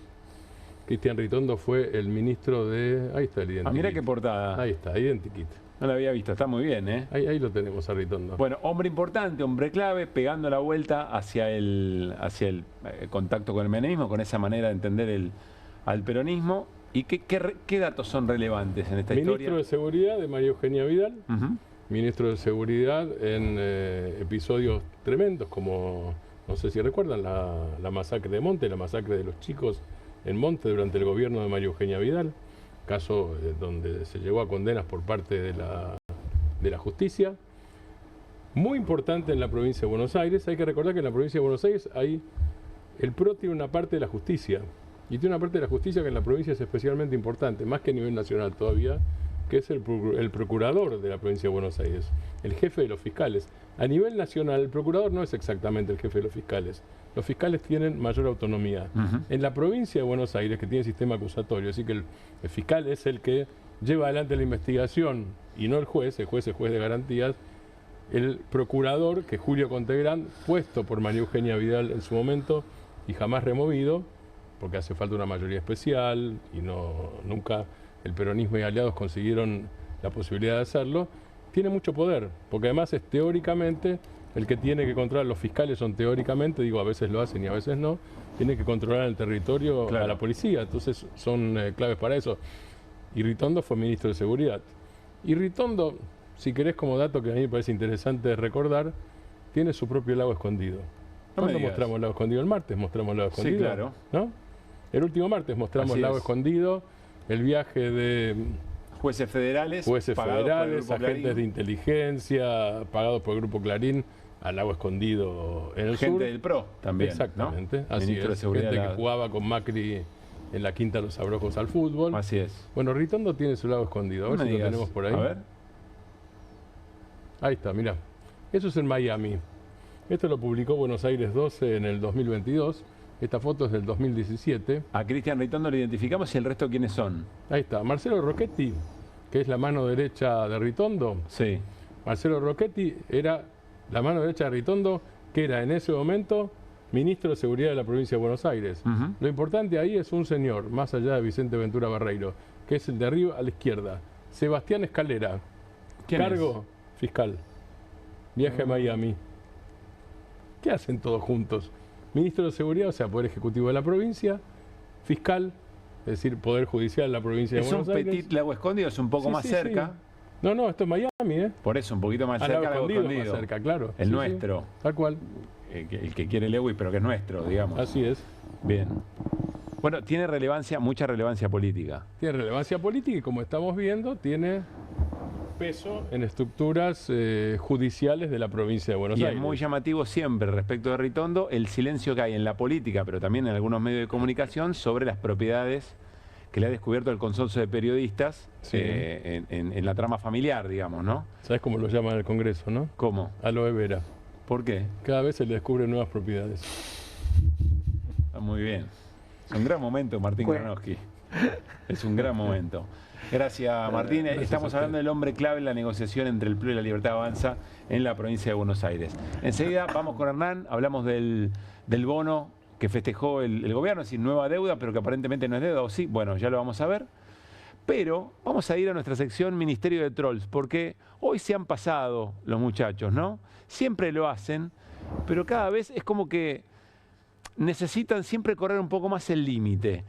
Y vamos a ver la actividad del Ministerio de Trolls respecto de lo que ha ocurrido con el juicio por el fallecimiento de Diego Armando Maradona, y sobre todo a partir de la declaración de Verónica Ojeda, ex esposa de Diego Armando Maradona, es pareja de Diego Armando Maradona, que puso en duda sobre qué pensaría Maradona de Milei. Y Daniel Parisini, el gordo Dan, hizo este posteo un poco con el juego de lo que viene, de lo que ocurrió en la ciudad de Buenos Aires. ¿Se acuerdan? Milei, Adorni es Milei. Bueno, Maradona es Milei. Pero claro, muy rápidamente, Dalma Maradona, hija de Diego Armando Maradona, si sacamos por lo menos un segundito el zócalo, dice: ¿qué haces? Saca eso ya. Mirá la respuesta de Parisini. Dalma, mi fuente es Verónica Ojeda. Yo le creo todo a Verónica Ojeda porque ella lo conocía más que nadie. Háblenlo entre ustedes y lleguen a un acuerdo. Pausa. Está diciendo, es tremendo, en medio de este dolor, le está diciendo a la hija que en realidad alguien lo conocía más a su padre que eventualmente ella. Yo no tengo mucha idea de qué piensa Verónica Ojeda, cómo es en su vida. No tengo mucha farándula del tema, digamos, pero esto me parece muy fuerte. Le contesta a Dalma Maradona: vos lo que haces es usar la imagen de mi papá políticamente, aprovechándote que no está. Yo no tengo nada que hablar ni llegar a un acuerdo con nadie. Lo que vos haces está mal y lo sabés. Siempre. Me gusta esa frase. Lo que vos haces está mal y lo sabés, con la potencia de la hija de Diego. Bueno, ¿cuánto te debo?, le dice Parisini. A nosotros no nos gusta llamarlo Gordodán porque tiene nombre y apellido. Esto es un personaje de redes. Dalma Maradona le dice: la verdad es que por el momento que estoy pasando hay cosas que no me parecen graciosas, pero tiene que ver con el respeto de una persona que ya no está y que justamente estamos en juicio por su muerte, Verónica y yo. Pero, ¿qué te voy a hablar de respeto? Bueno, trata de ponerle un... Es muy difícil calificar esto, ¿no? Qué paciencia, Dalma. Sí, ahora hay otra Qué cosa, paciencia. ¿Qué, Martín? Lali Espósito. Sí. Ricardo Darín. Y ahora una de las hijas de Maradona. El gobierno se está metiendo con personajes, con memoria de ídolos populares y con personajes populares. El gobierno se está metiendo con gente, no gente peligrosa, porque no es así, gente que políticamente va a terminar poniendo en peligro al propio gobierno. Cuando vos vas a 180, tenés mucha posibilidad de chocar. Y vos decís que esto que está ocurriendo va a ser valorado de otra manera muy pronto. Ya empieza. Yo no estoy diciendo que mañana, que el gobierno pierde las elecciones por esto. Digo, vamos a ser claros, esto es independiente. Digo que meterse con ídolos populares indiscutidos, en todo caso, o prácticamente indiscutidos. Recordemos lo que Milei dijo de Maradona enorme cantidad de veces, digamos, ¿no? Sí, meterse con ídolos populares. Cuando Darín habla de las empanadas que son algo concreto, y vuelvo al ejemplo del señor, es una forma de hablar del ajuste, de Hernán, pero es Darín el que lo dice, el actor más popular de la Argentina. Claro. Y el propio Guillermo Franco, jefe de gabinete, tiene que salir a decir: es buena persona, no es kirchnerista. Tiene que darle una especie de bendición. No, ojo, ¿qué quiere decir eso? Ojo, no se metan tanto con Darín porque va en contra nuestra, está diciendo Guillermo Franco. Y con Lali Espósito son 2 Vélez. Meterte con 2 Vélez llenos es complicadito, ¿eh? A mí me parece interesante algo que decías vos, Pablo, al inicio. Siempre tienen que ir un pasito más allá. ¿no? Vos ves esto y decís, absolutamente innecesario. Por eso ponía sobre relieve lo que hizo Dalma, porque a pesar de la provocación, que evidentemente es una provocación armada, la buscan, no solo, hay una intención. O sea, no solo la imagen, sino sobre todo todas las respuestas que hace Parisini, todas, pero la primera sobre todo. Sí. Pero es muy fuerte. Pues le está diciendo a la hija de Maradona que está sufriendo con el juicio. Le está diciendo, habla con Verónica Gea, yo le creo a ella, pónganse de acuerdo. Qué falta de respeto absoluto. Pero digo, me parece que es una política que utiliza el gobierno en términos comunicacionales de correr siempre un poquitito más allá. En todos los aspectos. Ayer... ¿Y nosotros hablando de esto estamos cayendo en la trampa? Yo no sé si estamos cayendo en la trampa. Yo creo que describe lo que está pasando. Me parece que describe lo que está pasando. Yo la cosa de indignarme me digo que para mí ya fue. Esa parte sí. No lo mido en esos términos, pero sí me parece que es un insumo interesante. Y permitime decir que tienen una cosa errática, porque cuando vos querés ir un poco más y un poco más y un poco más, ya te vas a la banquina. Esto es irse a la banquina. ¿Ustedes se acuerdan? Hace quizá un año en otra casa, Manuel Adorni, porque había surgido también algo respecto de Diego, no recuerdo bien qué, pero Manuel Adorni hizo una suerte de elogio de los zurdos más importantes de nuestro, no sé si del país o del mundo, ¿se acuerdan? Y omitió deliberadamente a Diego Armando Maradona. Tuvo que recular a Adorni. Tuvo que, no sé si pedir disculpas estrictamente, pero puede decir, no, bueno, por supuesto que sí. Pero tuvo que recular en ese momento. Bueno, por eso es lo de Guillermo Franco diciendo, ojo, Darín es buena persona, no es kirchnerista. Se lo está diciendo a los propios, lo está diciendo a Darín. Claro. A los propios se ha dicho, che, frenen, que es un ídolo popular, se nos va a volver en contra. Se está diciendo eso. Nos vamos a ir a la pantalla con Hernán Lecher, que grande Leila casi, ¿eh? Nos vamos a ir a la pantalla con Hernán Lecher y vamos a hablar del bono que lanzó el gobierno, bono de nueva deuda, con algunos detalles. ¿Nos vamos así caminando? ¿Sí? Bueno, no tengo manera. Ahí está, con esta placa, muy bien. Bueno, acá tenés que explicar. Sí, claro. Esto lo habíamos hablado hace unos días y dijimos, ojo con esta cuestión por una licitación que se hizo en el día de ayer. ¿Qué es una licitación? Bueno, vencían, los miércoles cada 15 días vencen una buena parte de los bonos y se daba por descontado que se iba a rolear, que es lo que viene haciendo el gobierno con la deuda en pesos. Pero esta licitación tenía una particularidad. Es postergar vencimientos, de si alguna no es manera. postergar, es vence, yo te debo a vos, vence mañana, ¿bien? Entonces vos me pagás. Quiero cobrar. Claro, perdón, yo te debo a vos, yo te pago, pero a la vez en ese momento emito una nueva deuda y de repente vos me comprás de nuevo. Me tenés que tentar. Bueno, sí, más o menos venía funcionando la cosa en pesos, pero está muy bien la observación que haces porque vos diste en la tecla antes de ayer cuando lo hablamos. Yo te dije, ¿qué tiene diferencial? Están roleando o quieren poner deuda en dólares en la calle y quieren medir al mercado. Y vos me dijiste, ¿pero qué? ¿Van a venir con dólares y después le van a pagar en pesos? Sí. Y me dijiste, le tienen que pagar bastante. Tiene que darle muchos más pesos. Claro, le tienen que pagar bastante. Y efectivamente, el dato característico de la licitación de ayer fue eso. Ahora vamos a los bifes, a los números. La tasa nominal anual fue del 29,5. No entiendo nada, es una tasa alta. Es muy alta. De hecho, el mercado descontado pensaba una tasa del orden del 20%. Eso lo que da cuenta es que el gobierno convalidó una expectativa de inflación futura superior a la que en principio tenía prevista. Claro, te dice, si yo te doy una tasa del 30 es porque creo que la inflación va a estar en ese orden. Sí, del orden, porque esto es a 5 años, así que el promedio de la inflación para los años subsiguientes es más o menos del 20%. Bueno, no se condice con lo que el gobierno dice. Que dice que va a ser mucho menor. Claro. Con lo cual, y con lo que el mercado cree incluso. ¿Bien? Confiesa todo el día, todo el tiempo el gobierno. Bueno, pero acá ¿cuál es la cuestión? El gobierno, de hecho, Furia se tuiteó, dijo, bueno, pero dijo algo así como, priorizamos conseguir los dólares. Va a decir, bueno, es discutible, mediste el mercado, igual le pagaste mucho. La realidad es que le pagaste mucho, con esto no podés rolear un montón. Cuando decís le pagaste, le pagaste, sí. Ok. El Tesoro le va a pagar, para ser preciso, porque todavía no le pagaste, pero básicamente suscribiste un bono caro. Ahora, el eje central está acá. A ver, esto es importante ¿para qué? Porque la primera conclusión que podemos sacar con eso es, ¿El gobierno puede inyectar dólares para sostener el modelo cambiario que tiene? Sí, muy caro. ¿Bien? Sí, pero es caro. Al menos por ahora, eso es caro. ¿Lo puede hacer? Sí, pero es caro. ¿Bien? Le sale caro. Claro. La primera conclusión es, si roleás acá, estás un poco complicado, pero en algún momento van a tener que aparecer los dólares ya. Bien, entiendo. Bien. Segundo, garantía de salida. Para mí este es el eje central. Lo explicamos el otro día, lo vuelvo a explicar. ¿Qué es esto de la garantía? En realidad, el gobierno puso en el bono una cosa que se llama PUT, que es la posibilidad de levantar el bono a valor técnico, pero la puso en 2027 para garantizarle a la gente que, o a los inversores, acuérdense que estos inversores no residentes, que puedan salir antes de la elección del próximo gobierno. Es decir, te la voy a pagar yo, le están diciendo. Pero acá el eje principal es que si yo suscribo este bono en dólares, el Bonte, me eximen de la obligación de quedarme 6 meses, yo no residente, en la Argentina para volver a comprar dólares.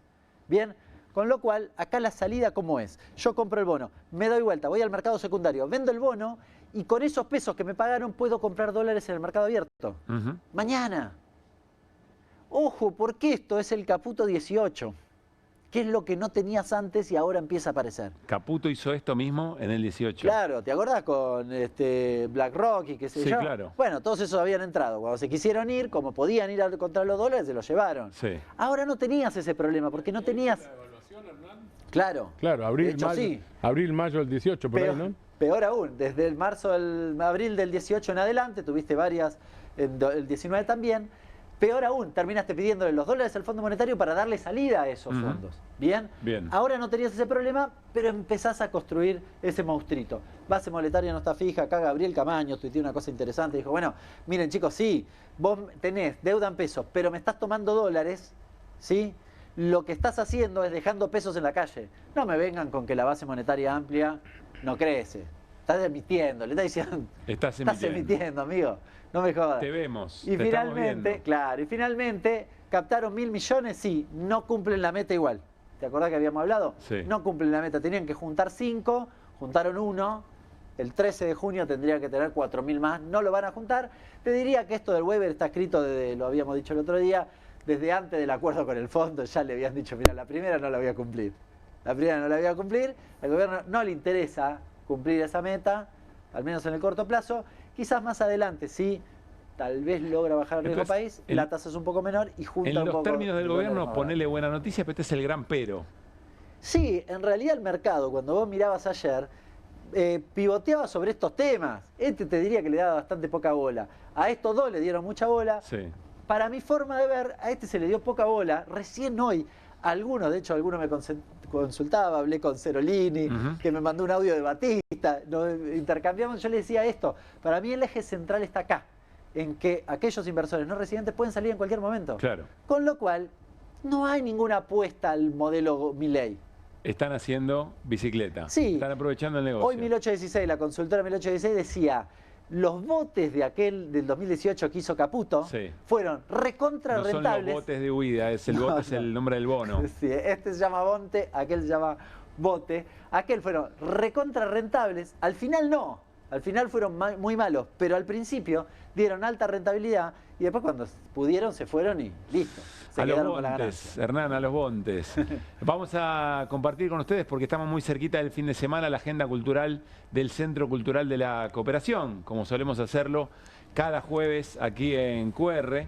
Bueno, arrancamos con la propuesta musical. El miércoles 4 de junio, 8:30 de la noche, en el ciclo Tango de Miércoles, me encanta el nombre de ese ciclo, se presenta Sé Feliz, tango y música latinoamericana, con Gisela Sara en voz y Ariel Argañaracén en guitarra. Gisela Sara en voz, Ariel Argañaracén en guitarra. El jueves 5, a las 9 de la noche, toca 3D, música ciudadana, música popular, de la mano de Di Sarli, Di Tomaso del Castillo y músicos invitados. Por otra parte, en el espacio Barleta, esto es Diagonal Norte 943, la otra sala del Centro Cultural de la Cooperación, todos los sábados a las 8 de la noche pueden ver Fausto y lo femenino eterno, con la dirección de Juan Manuel Correa.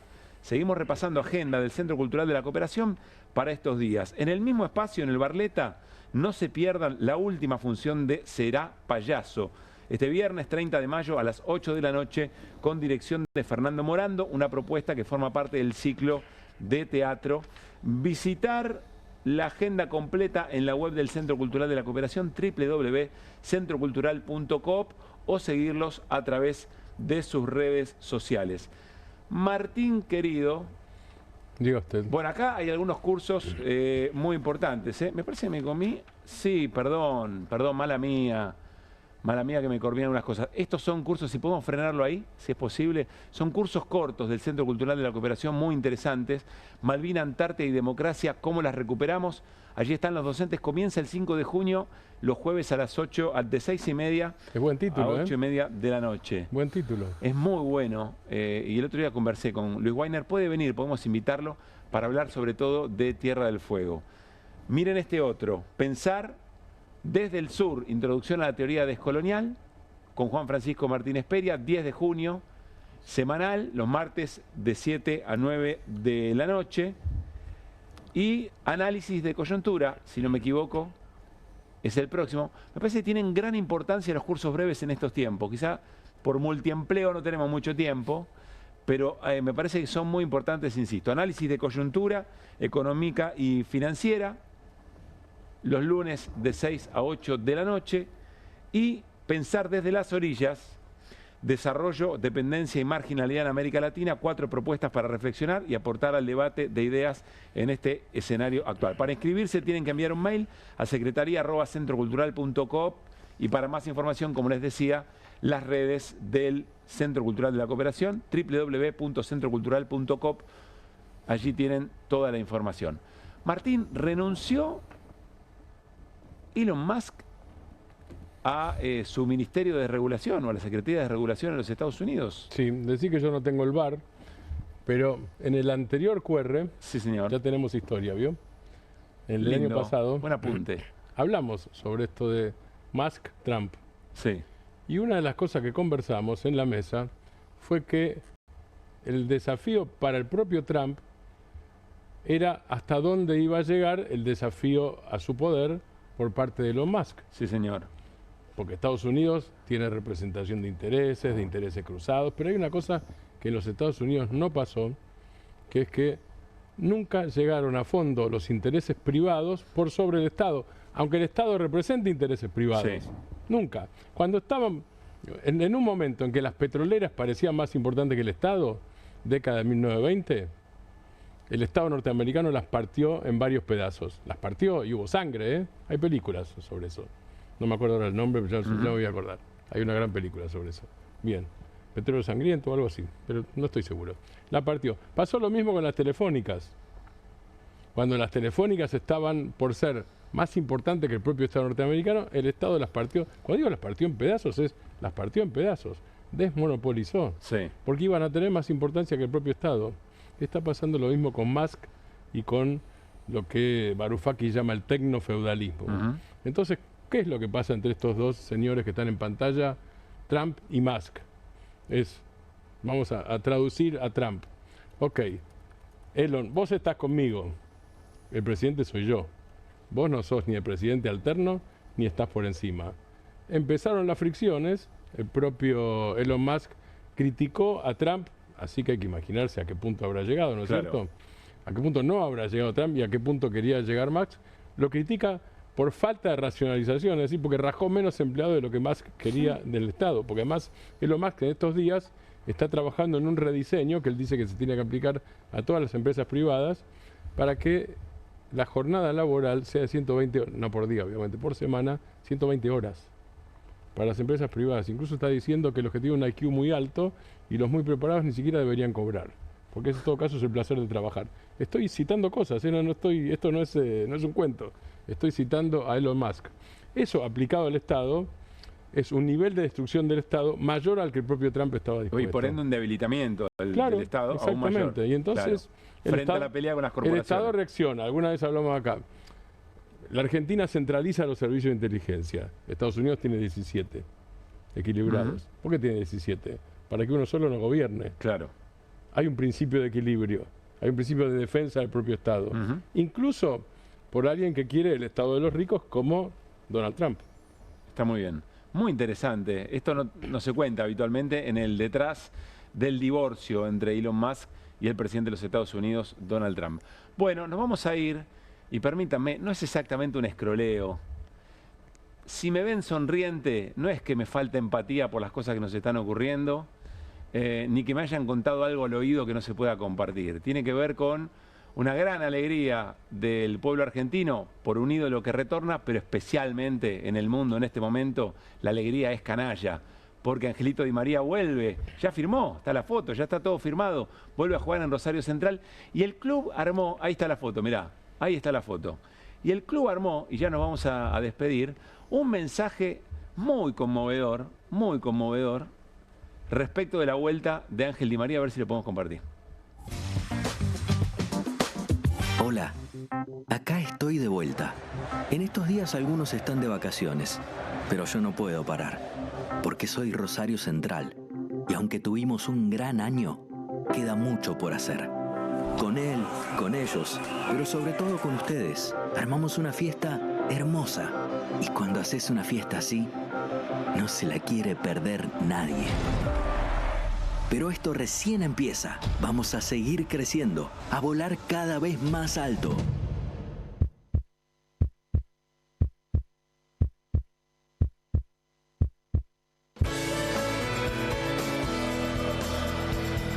Cerca, Rosario siempre estuvo cerca. Y para volar, vamos a necesitar tus alas.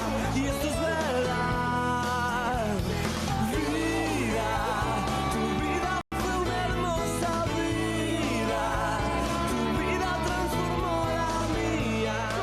Bienvenido, Ángel. Te estábamos esperando.